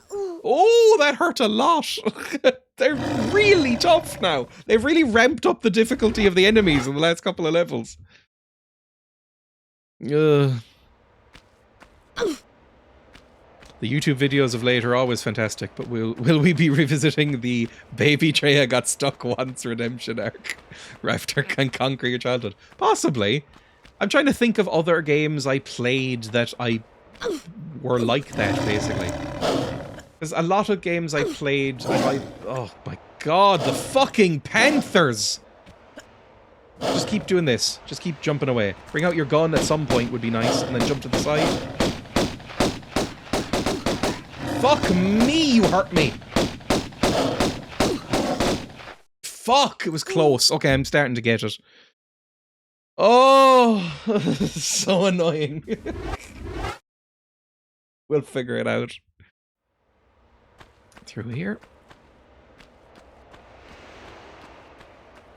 Did we pick up this thing? We didn't pick up this thing.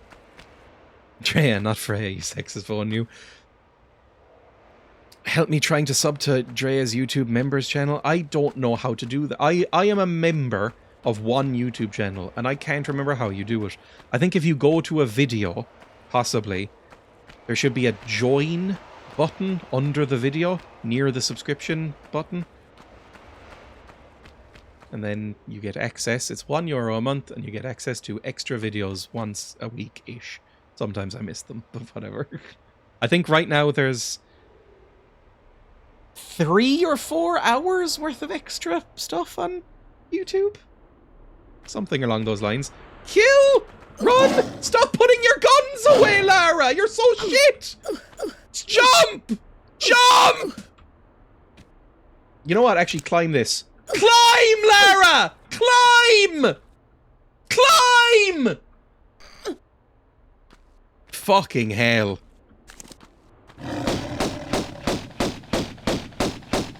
We can't do much more of that.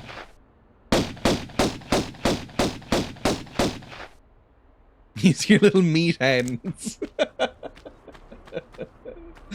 Oh. No join button for me. Maybe I've been banned from having members. Hang on. I don't know if I would see it because I'm, you know, me. I haven't gotten anything to say that I've been banned from members. I do occasionally reply to comments very rudely, so I was concerned. I replied to somebody recently saying, I think somebody should boil you. So I was like, has this come back to bite me here? Maybe because I'm the US? Maybe. I don't know how it works. You're famously never horrible to anyone.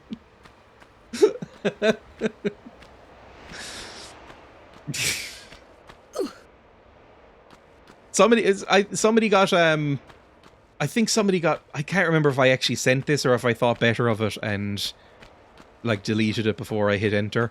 But somebody was giving out to me on my YouTube comments for making fun of the royals too much. And I think I said, I hope they and you get Diana'd.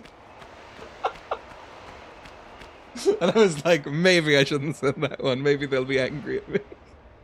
Not them, but YouTube. Because they're famously angry at everyone. Alright, let's jump in the fucking goo. Fine, there's probably a crocodile in here that'll eat my legs, but that's fine.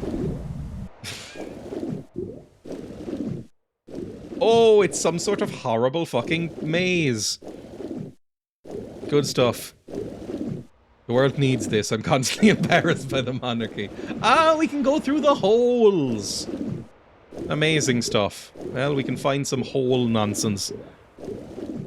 Goblin, just goblining. I've been nothing but kind to you and you leave me out of your membership. I don't know how it works. Oh God, let me up on a ledge. Okay, can I climb up here? Because I don't want to be eaten by a crocodile, please. Come on. Move, move, move, move, move! God, you're poor at this. Oh, for fuck's sake, Lara. Whatever, I can pick up this healing kit, it'll be fine. Whee! Oh, God! I didn't realize you were right there. Now, Lara, do you really think you can outswim a crocodile? Do you think this is going to go really well? Apparently you can! Amazing. I think someone should boil you, not over that remark.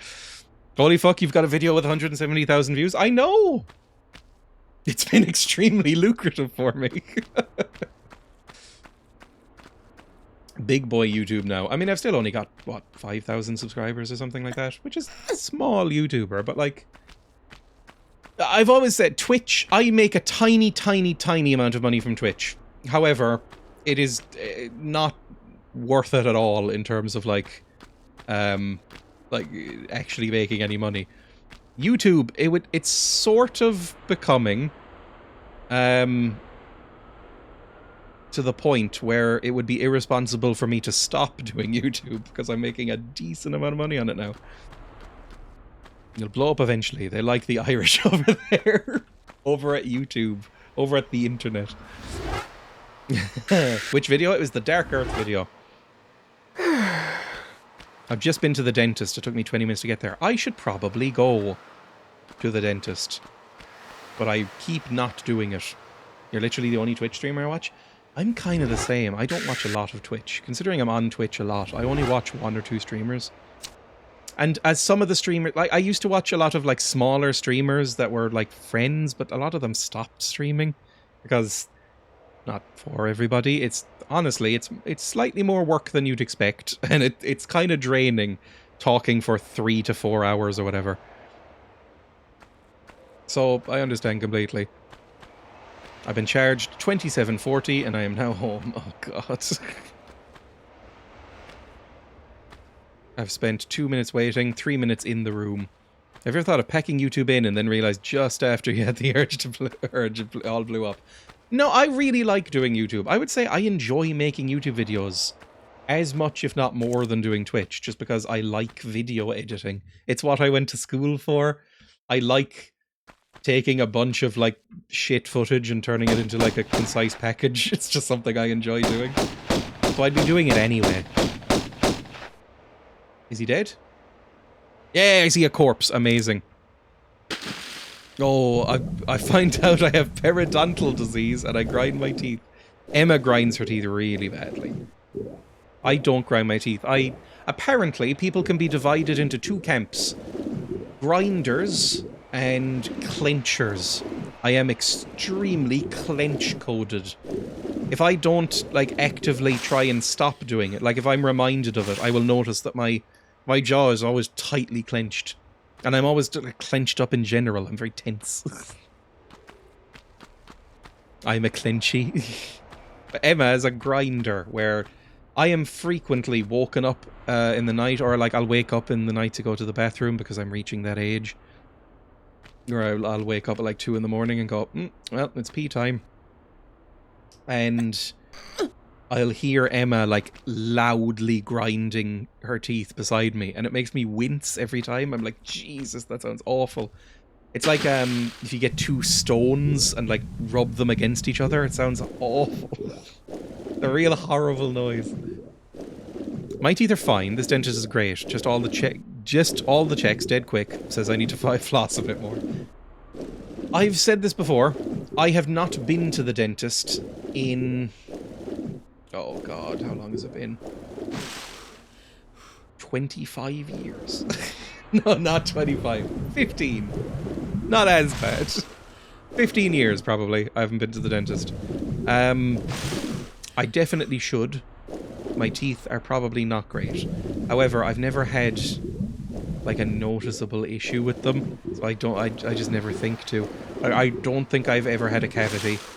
I've never had like a chipped tooth.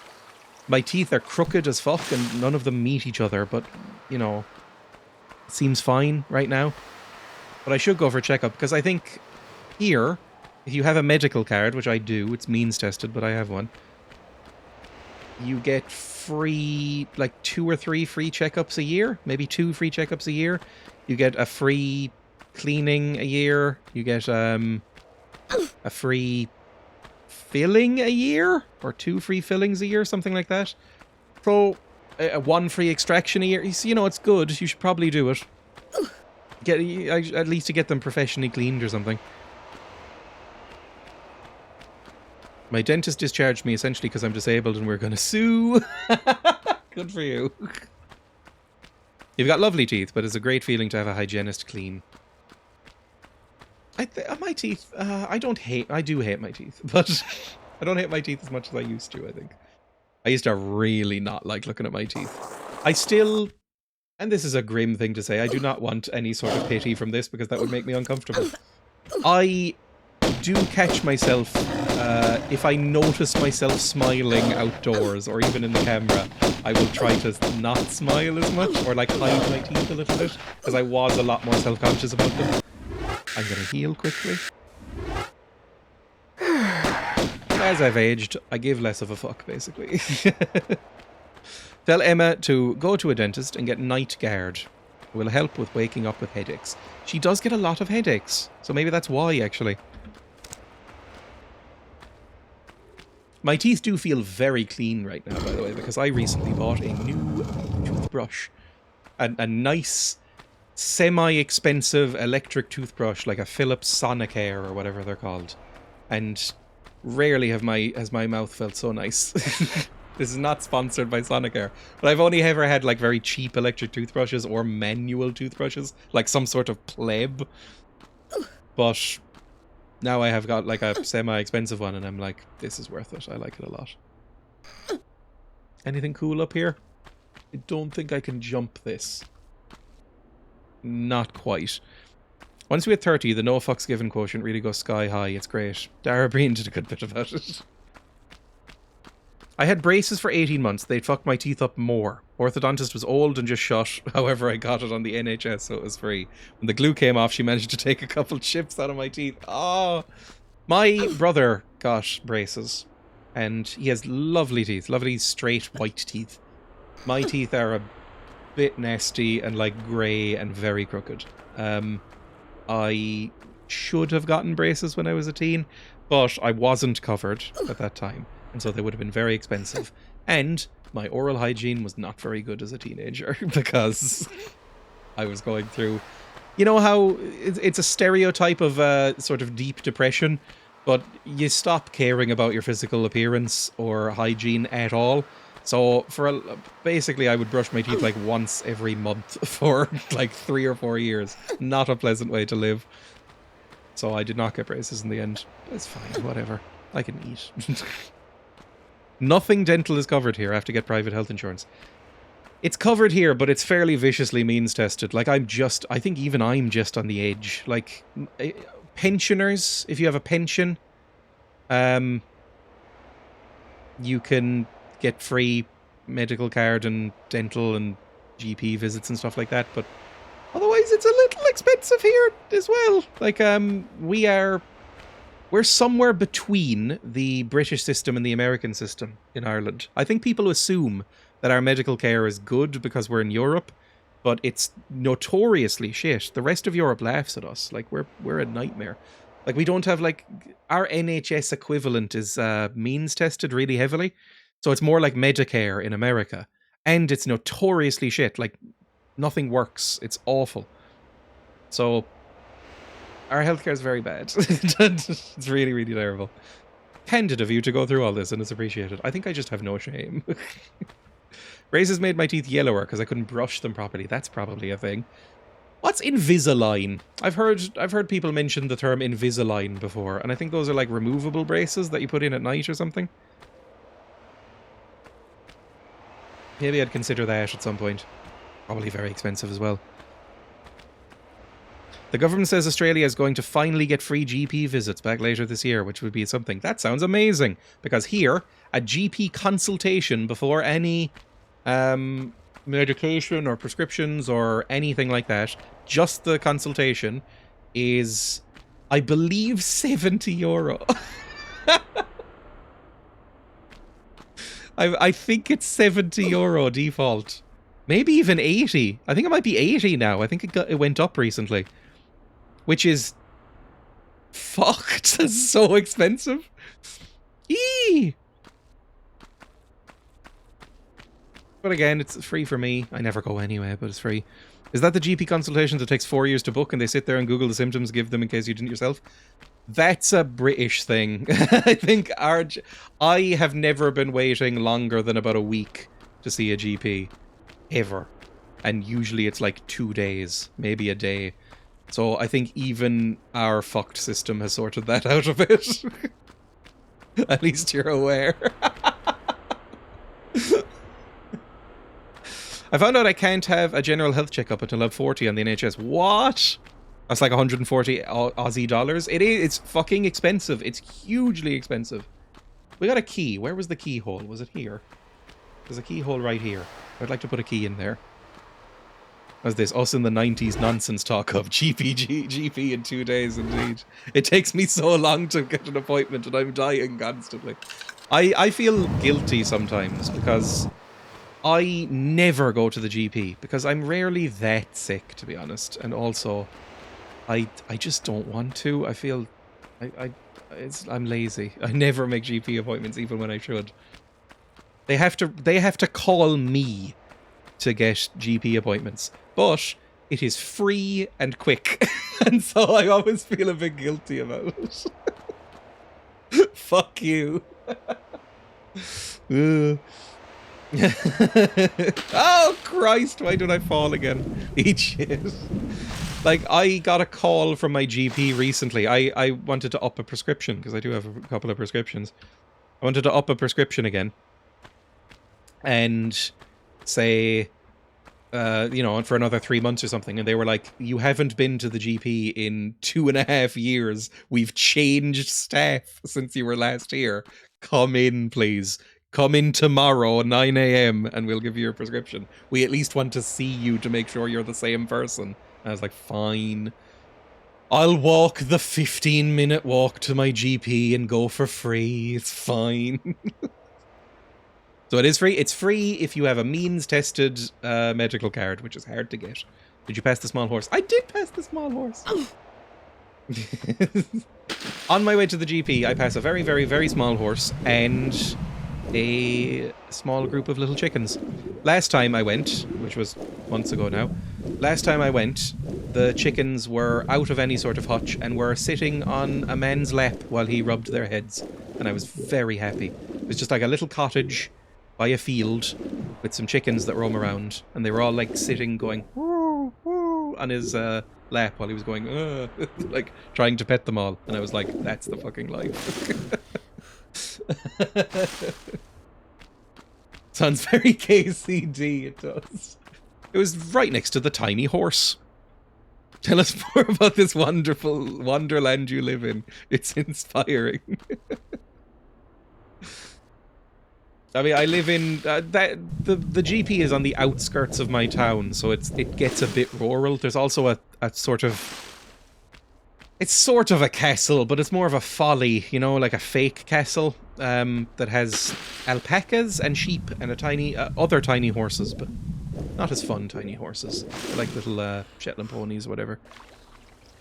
I can't remember what the castle is called. I'm sure I've shown it on this stream before.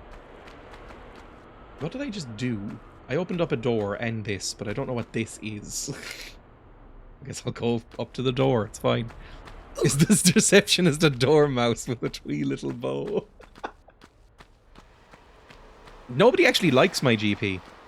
I don't like my GP that much. Well, I don't know. My GP is the lowest rated GP, I think, possibly in my county. Like, if you go onto my GP on Google, it's got like a 1 out of 5 stars. Like, nobody fucking likes it. But every other GP was taken and full. It is impossible. There's no doctors in this country anymore. Because the doctors are paid so poorly and get so much shit from the government. Like, there's no doctors here anymore. So, the waiting list to actually get a GP. Once you get a GP, it's fine. You can get an appointment whenever. The waiting list to get a GP at all is fucked. It could be years. Like, when Emma moved down here, she had a GP in Cork City. She moved down here, and I could only get her in here, in where I am, because I was already signed up, and they were like, okay, it's like a pseudo family member thing. We'll give you a back door in here. But otherwise, no, because everywhere else was full. They even made us say that. We were like, okay, is there any way, because literally all 7 other GPs that are in my town, every one of them is full and are giving us a waiting list of like whenever the oldest member dies, they'll give us a call. Can you please let us in? We need a doctor. Emma gets a lot of prescriptions. So that's an issue. Lowest rated GP still outclass is what we're wading through here, I'm sure. The NHS, I've always said... Oh my fucking god! It's not really what I would say. But I've always said the NHS is maybe one of the greatest things like humanity has ever done for itself. Like, it's an unbelievably wonderful organisation. And Britain has tried its absolute hardest to fuck it ever since. They're like, how can we ruin this for as many people as possible? Oh my god, it does just explode. Fuck me. Like, the NHS and like the welfare state in general from post-war Britain, it's by far the best thing Britain's ever done. Not that there's that much competition, but like, it's genuinely wonderful. It's the best thing in the world. And they don't seem to value it as much as they should. Many of them, at least. At least not the government. I think any dismantling of the NHS should get genuinely, I'm not exaggerating, mass beheadings of politicians involved. Because, fuck me, it's incredible. Like, we look at the NHS over here, or at least we used to, now we don't anymore. But 10, 20 years ago, we looked at the NHS and we're like, oh my god, can you imagine having this? It's so amazing. Oh, I know what we're getting. We're getting the little puzzle pieces out. Yes, I agree, and then we can eat them. We despise any of us doing alright out of life without strange Dickensian levels of struggle. Can I pick this up? I can pick this up, lovely. And now that's opened, maybe. I don't know what that's done. Something opened. Probably in the water room we were there earlier. Yeah, and it just seems like it used to be really good. I think genuinely the welfare state that Britain had in the 1960s and 70s is... It's the sort of thing that all countries and communities should aspire to. Like, as a sort of aspirational goal that you should be doing as a bare minimum. Like... I cannot believe how badly it's gone. When my mum was my age, it was amazing. Now you wait 10 plus hours in A&E. Oh my god. I mean, it's similar here. A&E is pretty bad here. Like, GPs are fine. Underpaid and understaffed, but fine. A&E is pretty terrible here. I have, at work, a press release bot that literally just emails, just in case we need to do a news story about it, how many people are in hospital without beds per day in Ireland. And we're a very small country. It's 500-600 a day. Like, just waiting in the halls on trolleys or whatever. It's well on that path for privatization now. Yes, that's the goal, right? Is that it seems like the politicians in Britain did one really cool thing once with the welfare state. And then it seems like they've been regretting that ever since. And desperately trying to get rid of it. So, it's probably gone soon. Like, the Tories were big into that, but even Labour seem to be doing it as well now. Been made so much worse because of Brexit, austerity, and anti-immigration policies. Wild gestures. Look how inefficient it is. It's like when freaks try and say that, like, the post office should make money. And it's like, I think you should be put in a big pot of stew. I don't think you should be allowed to leave that pot of stew until you're burned. I don't understand what the fuck you are, because you're not human. The government that did initiate all that was the closest to socialism we'll ever get. Yeah, definitely. Like, it's approaching that. It's why a lot of people hated it. A lot of the rich people hated it, because, I mean, if you're wondering how things can be in a slightly nicer world, the marginal tax rate under 60s Britain was something like 90%. Fuck me, it's like 30 now, isn't it? We'll mitch the NHS and BBC when they're gone. Exactly, and the BBC's another one. Like, the BBC, getting more and more evil every day. But it wasn't always as bad as that. And it produces some incredible stuff.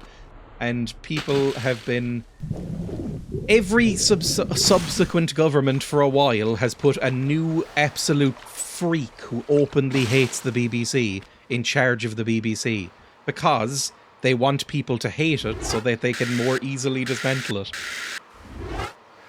And it works because you're actively making it an awful organisation, so obviously people are going to want to dismantle it.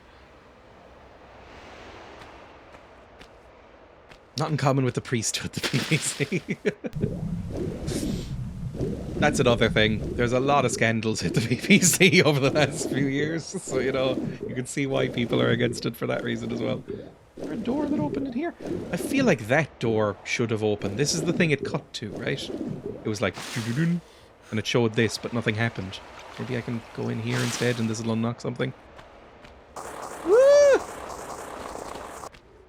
Complete change of subject. Can my D&D character have a move called Awkward Pause, which has an ongoing effect for as long as I can keep it up? Sure. Over 125k, the tax rate is 45% and 48 in Scotland. That's fucked.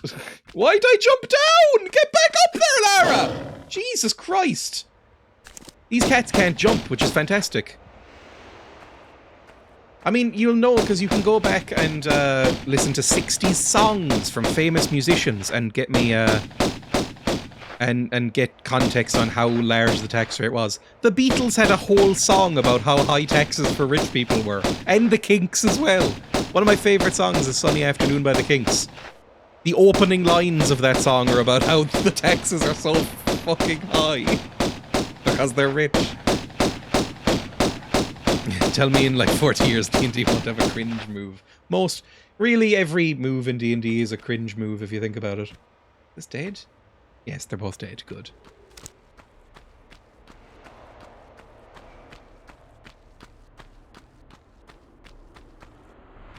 We just go up here. Anyway, I can jump up there. There might be some sort of secret. We may as well check it out.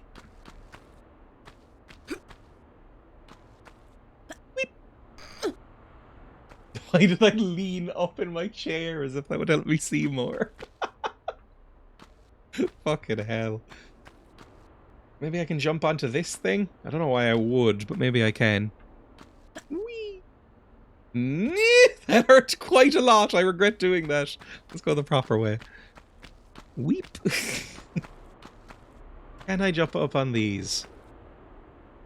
That looks doable. That looks grabbable with her little glovos. Oh, Lara, you're meant to, like, stick to the edges if I walk. That's gonna make this more annoying. Latch. Oh! Was your Earthbound playthrough a video or a stream? It was on a stream. I'm sure the VODs are up somewhere on my VOD channel. If you type !links, it'll probably link it there. I don't link my VOD channel enough because basically it's just there for posterity. Whee! Oh, God, Lara! Okay, you're not dead. It's all fine. Everything's good. Everything's fine. Don't... just relax. I love it when that happens. Now I can probably jump this way. Your link tree is sassy. I missed the old day of PS1 where everything was a square, so what a ledge. What is that up there? That's just another vase. Alright, we'll get up here right to the square. Because I love that it's honestly very helpful that the textures are just grid-based blocks. So you can tell exactly where one square width is on all these platforms. You can time your jumps quite well. Whee! The chat is broken, so I'm not saying any messages. Oh, I'm on the wrong screen as well. I'm showing the chat on the screen, which might be good for people, to be honest. Maybe I'll just leave it up for now. Because a lot of the time, my Twitch is also broken like that too. And I've heard people in my chat say that all the time. Because Twitch is a bad website. As in poorly maintained and functional. Considering they're owned by... Are they still the richest company on the planet, Amazon? You'd think there'd be no excuse for how badly this website fucking runs. First link tree I've seen without an OnlyFans. Maybe if I get hot in later years, we'll see. Give it time. Wait until Dreya sees Simon the Sorcerer 3D. He even jokes about it now as Cube's friends. I love Simon the Sorcerer 1. It's one of my favourite games from childhood. I really don't like Simon the Sorcerer 2. And Simon the Sorcerer 3D looks fucked. I would probably play it for YouTube at some point, because just to see what the hell they've done to my boy. Whee! Ooh, just about. That would have killed me. You despise the 3D one. Honestly, as long as it's not as racist as the second one, I'll take it. Although it is British. British game from the 90s or 2000s, it might have blackface.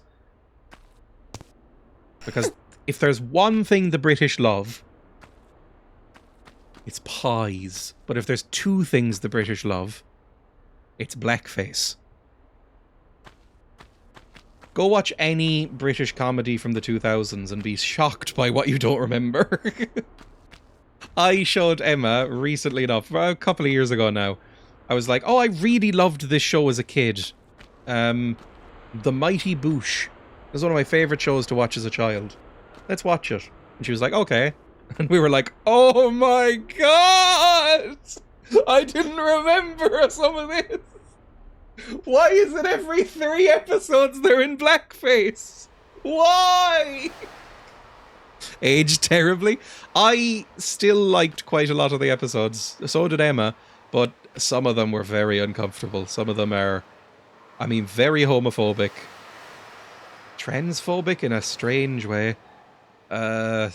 Sexist and very racist. But when it's not being any of those things, it's fantastic. I also don't really like the 3rd series anymore. I liked the 3rd series a lot as a kid, but now really the only 3rd series episode I can stand is the Crack Fox. If you don't know Mighty Boosh, this'll sound fucking insane. I think you're inspiring a rewatch. I like the Crack Fox. I'm gonna hurt you real bad. There was a show on lately, actually, where they showed Gen Z Faulty Towers, and they loved it. There's a part that you usually cut now, where Major uses lots of racial slurs, and all the beautiful mixed-race Gen Z people did not get it or approve, nor should they. I mean, yeah, it's like, it's the same with, not Faulty Towers, the other John Cleese thing, the one that I actually enjoy. I really don't like Faulty Towers, I have to say. Monty Python's Flying Circus. I watched all of that again with Emma. Emma was like, basically, show me some like comedy stuff that you really liked as a kid. And so we went through a couple of shows that I really liked as a kid. Monty Python's Flying Circus, Mighty Boosh, things like that. Mitchell and Webb look.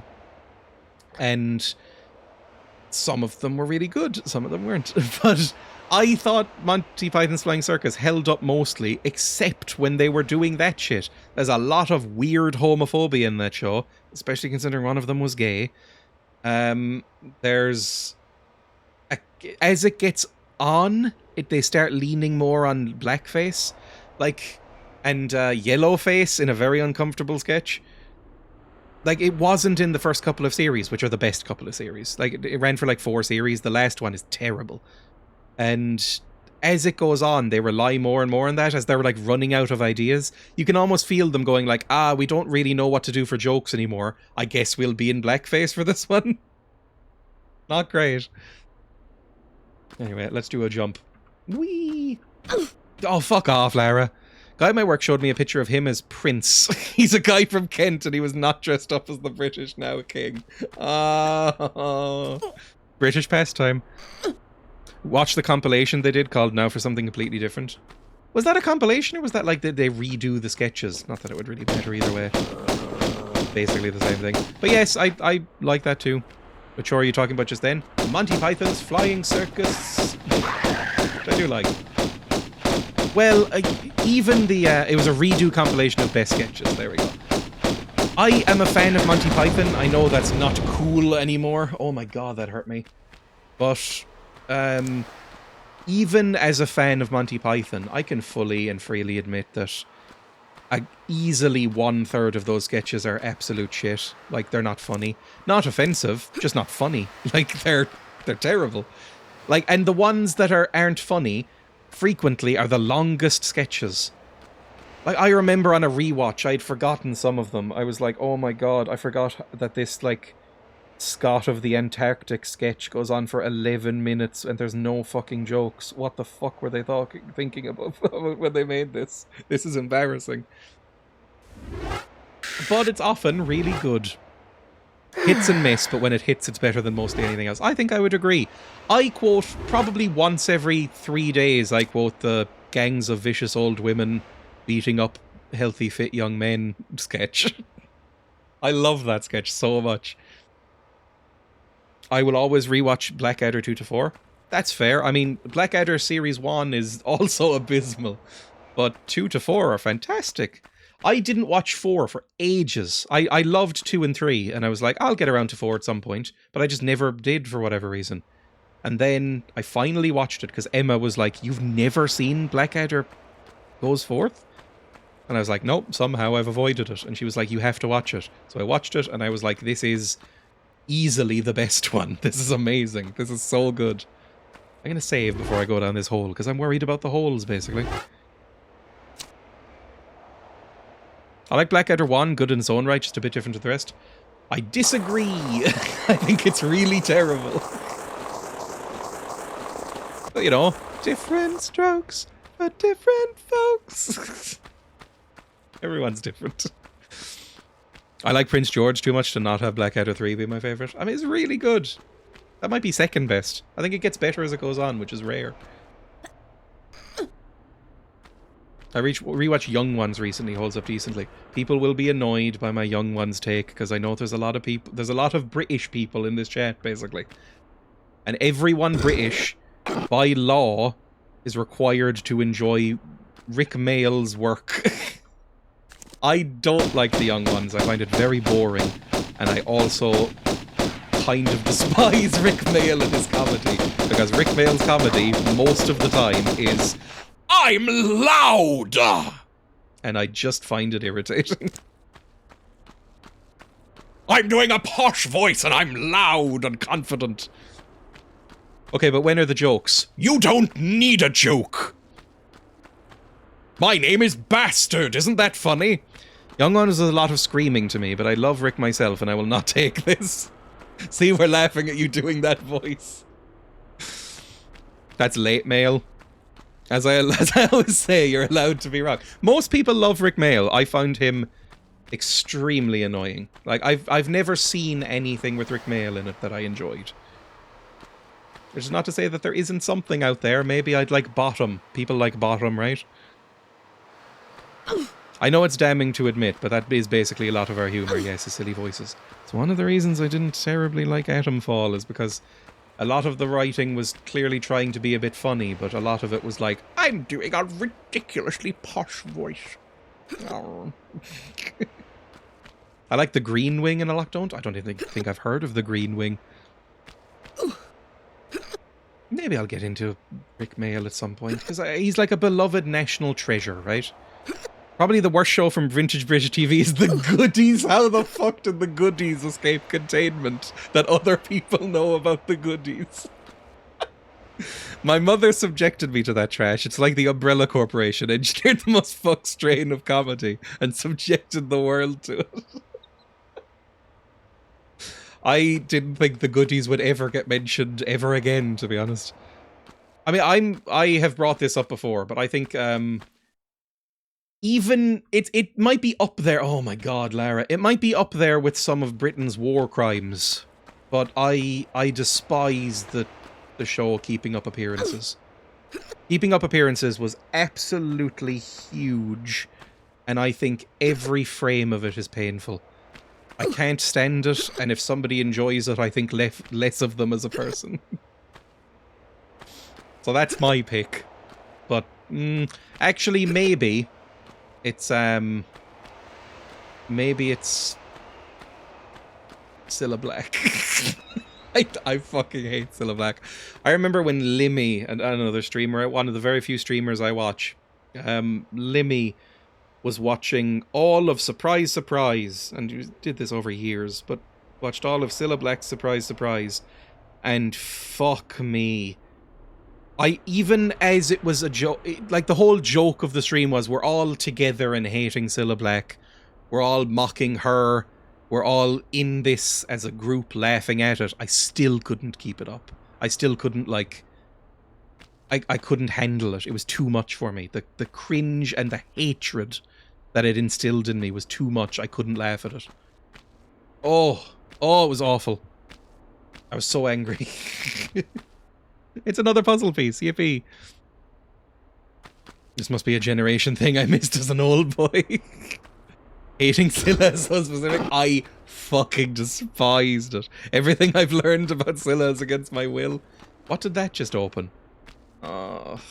Please open something useful. I need to, like, bring down these drawbridges. I don't quite know how. Maybe I could just jump to this ledge. Probably not. Nearly 40 is our beat nookie. I mean, how old is Limmy? Limmy's in his 50s now. Isn't he 50? Something like that? That poor Scottish man, MK Ultra, torturing himself watching it. I mean, I understand. Like, I've never seen something worse, I think, on British TV. Maybe Keeping Up Appearances. That's the only thing I think rivals it. Okay, that's how you get over there. That's easy enough. But how do I fucking pull these levers? Me and the wife watch Garth Marenghi's Dark Place every year. That's a show I do love still. I really like that. I think that's aged very well as well. I still occasionally get that Matt Berry song stuck in my head. Is it called, like, One Track Lover? I still sing that in my head sometimes. Oh, I can shimmy up there. That's going to be where we go. I'm a one-track lover. I'm a one-track lover. Garth Marenghi. One-track lover comes up first.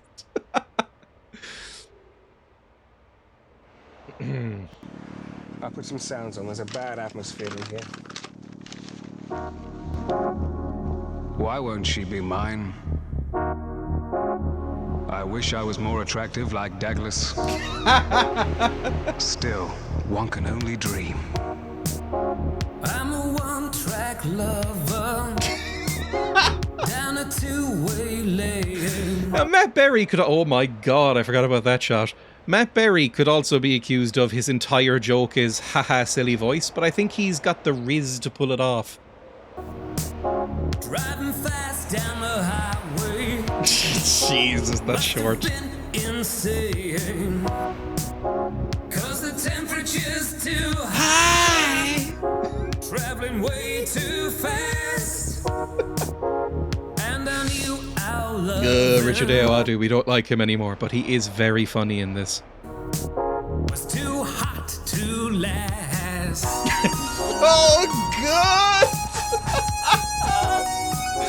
Oh, this might be the best of this era of TV, to be honest. I might put this above everything else. Why don't we like Ayoade? Massive turf. I know, I was disappointed too. I was never a huge Ayoade fan, but I think he's really funny in this, and kind of funny in IT Crowd. But yeah, he's like a Tory and a turf, and still friends with Graham Linehan, and did like a blurb for his book and all that kind of thing. Weirdo, basically. Is Matt Berry what Jack Black wishes he had? Yes, I think so. Anyway, we'll close this and go back to the game. Oh, I need to rewatch Garth Marenghi's Dark Place, it turns out. Oh, I need to turn down the gain before I explode. There we go. Lovely. Oh, don't crash, please! Please, stop it! Ayoade's wife is Lawrence Fox's sister. Yes, although to be fair, I think he does publicly hate Lawrence Fox, as anyone with a brain would. Can I... Why does it crash sometimes? Stairs in American. But that was because... It turns out he agrees with everything Lawrence Fox is and says, except the racism. Yeah, exactly. If I hated someone, I wouldn't have them over for dinner every Sunday. My dad's mate went to a Marenghi book reading gig, and there was a Q&A section. He's a massive fan, so he asked, I know you wrote the second best book about crabs. What's the third best book about crabs? And he replied, the sequel. That's very cringe, but I appreciate it. Oh my god, Alt F4. Maybe I shouldn't be alt-tabbing this game, because my god. Let me go here and go back into it. I should probably wrap up soon anyway, but I want to play a tiny bit more. Tomb Raider.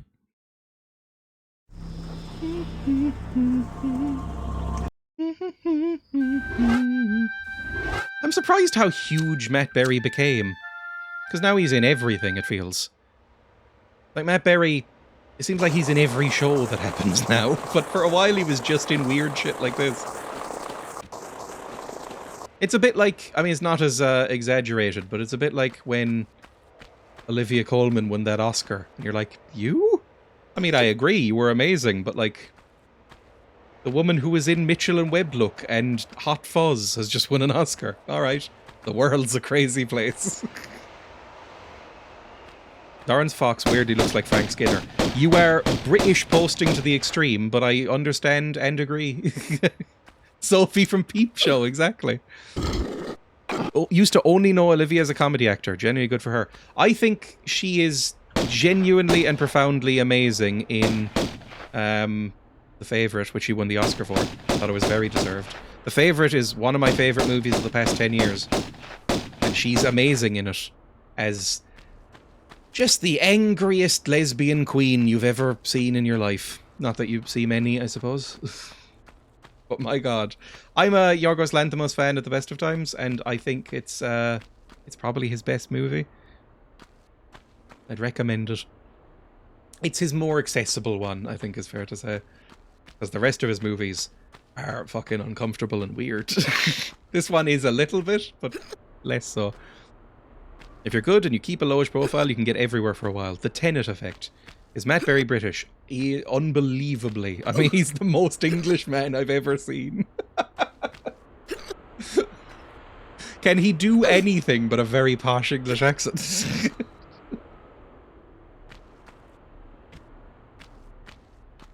Yeah, I think for a while, the undeniably British. I think when What We Do in the Shadows, the show, was very good. He was the best part of it. I can do an okay impression of a cartoon version of his voice. I mean, that's kind of what he does, so that's fine. How do I climb up? Was I not able to climb this? Hang on. I thought, oh, Christ, stop falling, Lara! You do that all the time. Oh, he did a thick Cockney accent for the rabbit. He did. I liked Year of the Rabbit. Nobody else has watched Year of the Rabbit. Year of the Rabbit did very poorly and got cancelled after one series. I loved Year of the Rabbit. I want it back. Justice for Year of the Rabbit. I want to see Matt Berry, like, really greasily fucking people while eating pies. That was Year of the Rabbit. Horrible, but also very funny. And the outrageously camp Elephant Man. What happened to Rabbit? I think what happened was it didn't do that well.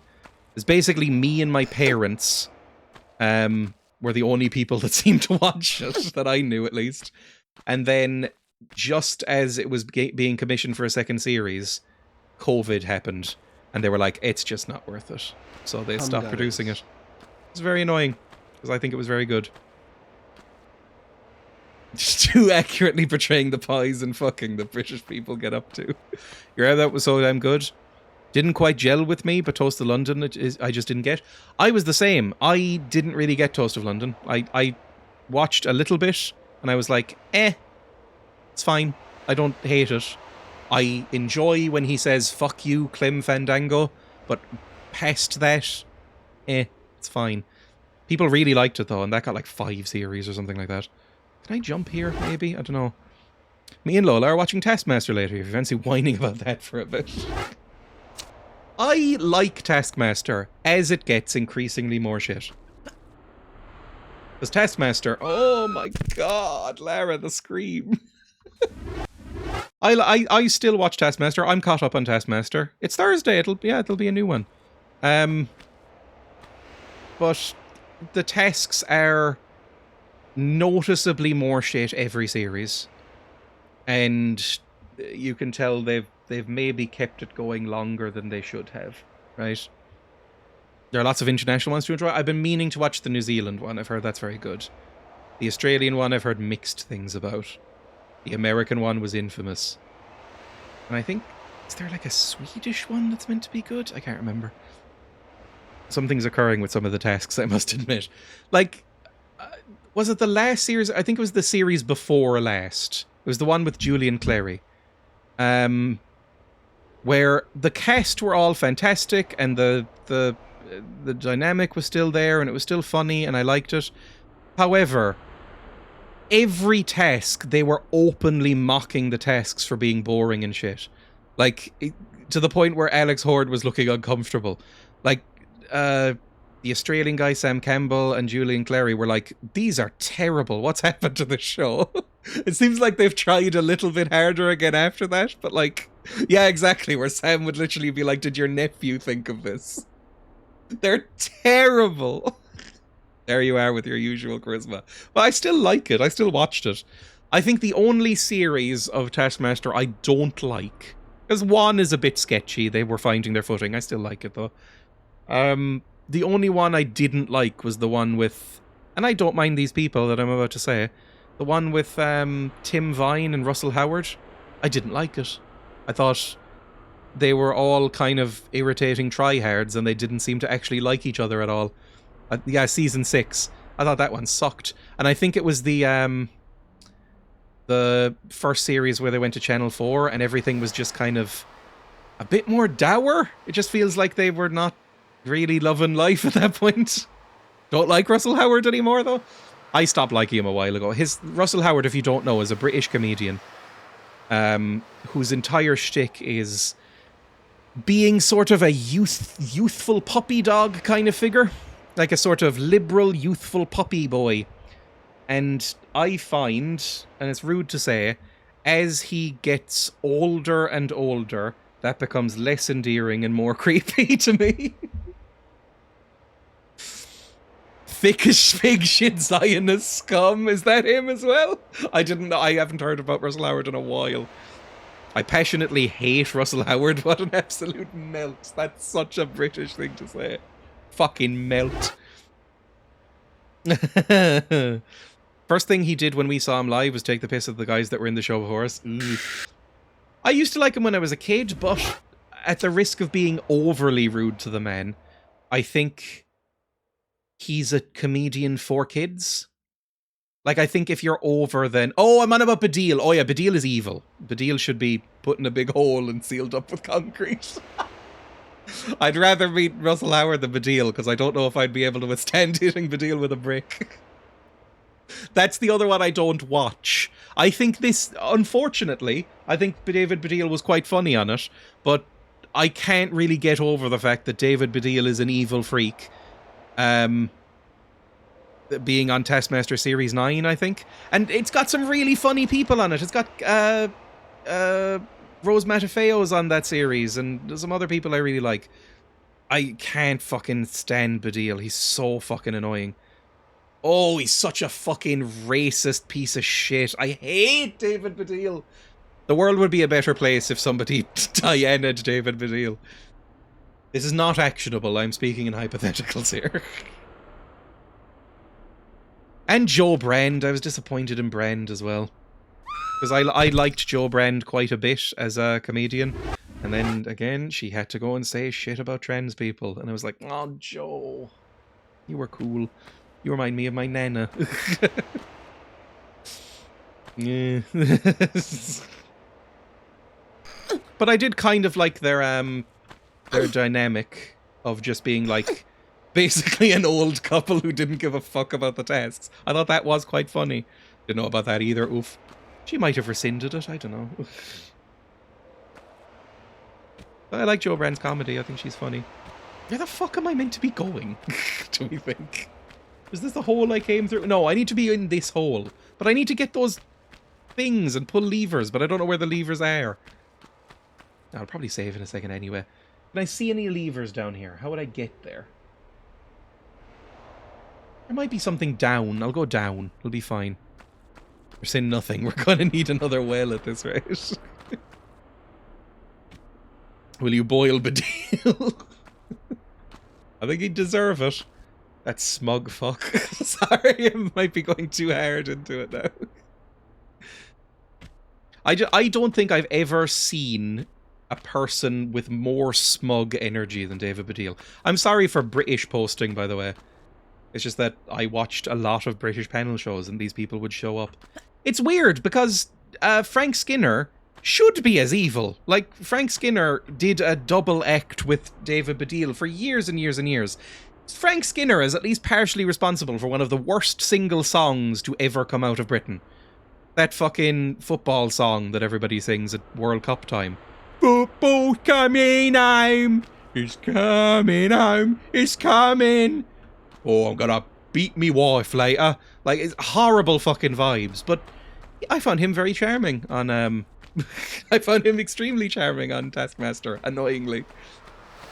Also, I think it helped that he wasn't directly doing the blackface on his show. That was all Baddiel. Now that you mention it, is it a conscious choice to find British media, or is it more our media is rammed down Irish throats? I wouldn't put it in those exact terms, but the second one. I think Irish media is notoriously very shit. We get a couple of documentaries and films and TV shows a year that are produced that people go, oh yeah, this one's pretty good. Other than that, people do not rate Irish media. It's very rare that something worthwhile comes out of it. And when someone does come out of Irish media and does something good, they almost always go to Britain. They almost always get picked up in England, whether it's comedy or drama or whatever. It's like, and part of that is because the RT, our national broadcaster, is a nightmare who hates commissioning anything. What was that? I don't know what that was. I have no idea what I just pressed or what that did. Maybe it was down here. Possibly, maybe I need to do some swimming. Maybe this will open up that door from earlier that we couldn't get to, or maybe there's a door back here that does something. What was I saying? Oh yeah, like Father Ted even. One of the most famous Irish shows was on Channel 4 because famous, I mean, I'm about to bring up Graham Linehan, so we spit on the ground symbolically before we even mention him, but the show is very good. He used to be a good comedy writer. That sapped out of him with all the hate.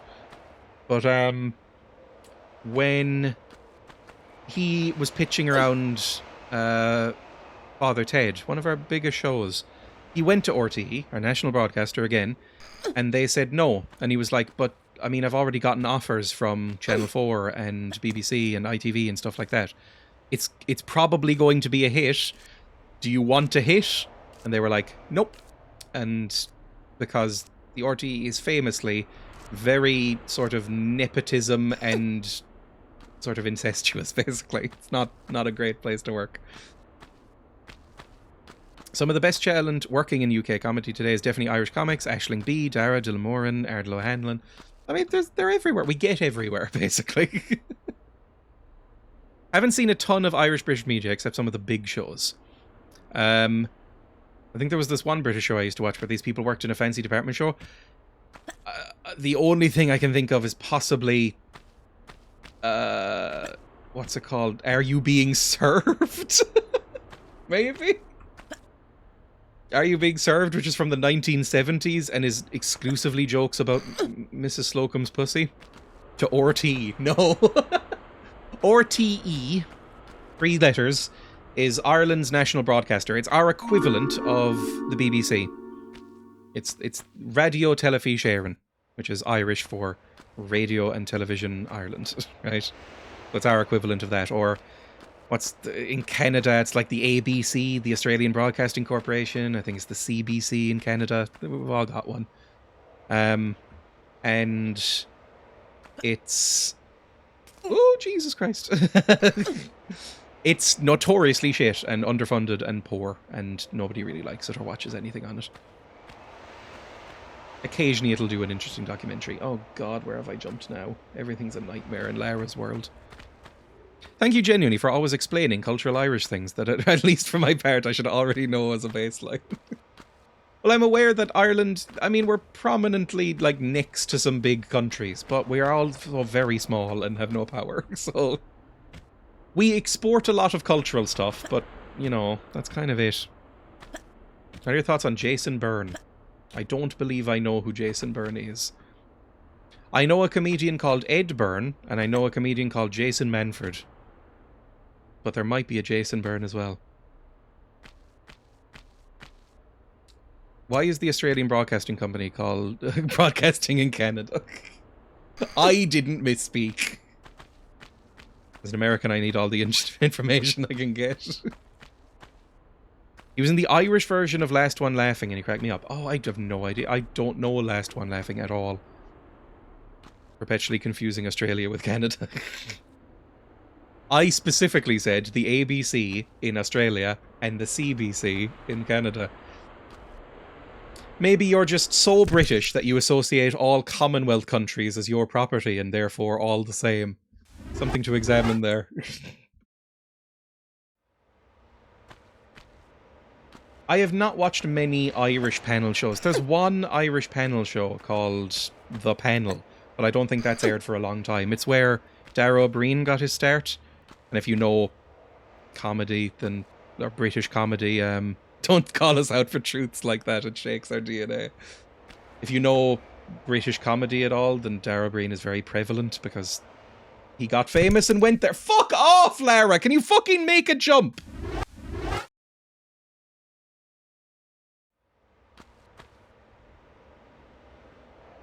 I hate Lara sometimes. That was a silly crunch. I mean, it wasn't even that fair. She basically ended on some ivy as well. That can break a fall.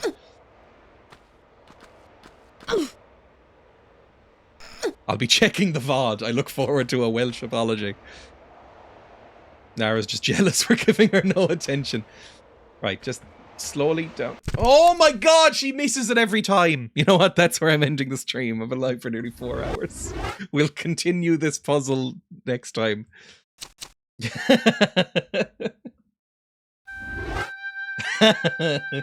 just wants death, some peace. I mean, it's her choice. She didn't have to do any of this. She's doing this because she was bored. So annoying. Right. I still love Tomb Raider, by the way. It's just often frustrating. Away, can't take it no more. Man, you don't need this lever at the door. The door. Sanch, open the door. I need to watch Garth Marenghi again. Anyway, let's close that. Thank you for watching, everybody. I will be live again tomorrow with Emma, I believe, unless she's busy in some way. I'll be live with Emma to play more Black Mirror because it's fun and I like role-playing as this horrible, posh, pseudo-aristocrat who wants to eat his own servants. I mean, to be fair, they are shit servants, but my god, he's mean. He's such a mean, horrible prick. I love that they've given us a character to play who is unrepentantly a horrible prick. Very fun. Anyway, go to !YouTube if you'd like to see me on YouTube. I'm in all caps, but the commands should still work. Yep, that's fine. Go to !links if you'd like to see VODs or my Discord or my Blue Sky or anything like that. That's all fun too. I'll be live again tomorrow. Thanks for subs and bits and all that kind of thing. It was a fun time. I went longer than I intended to.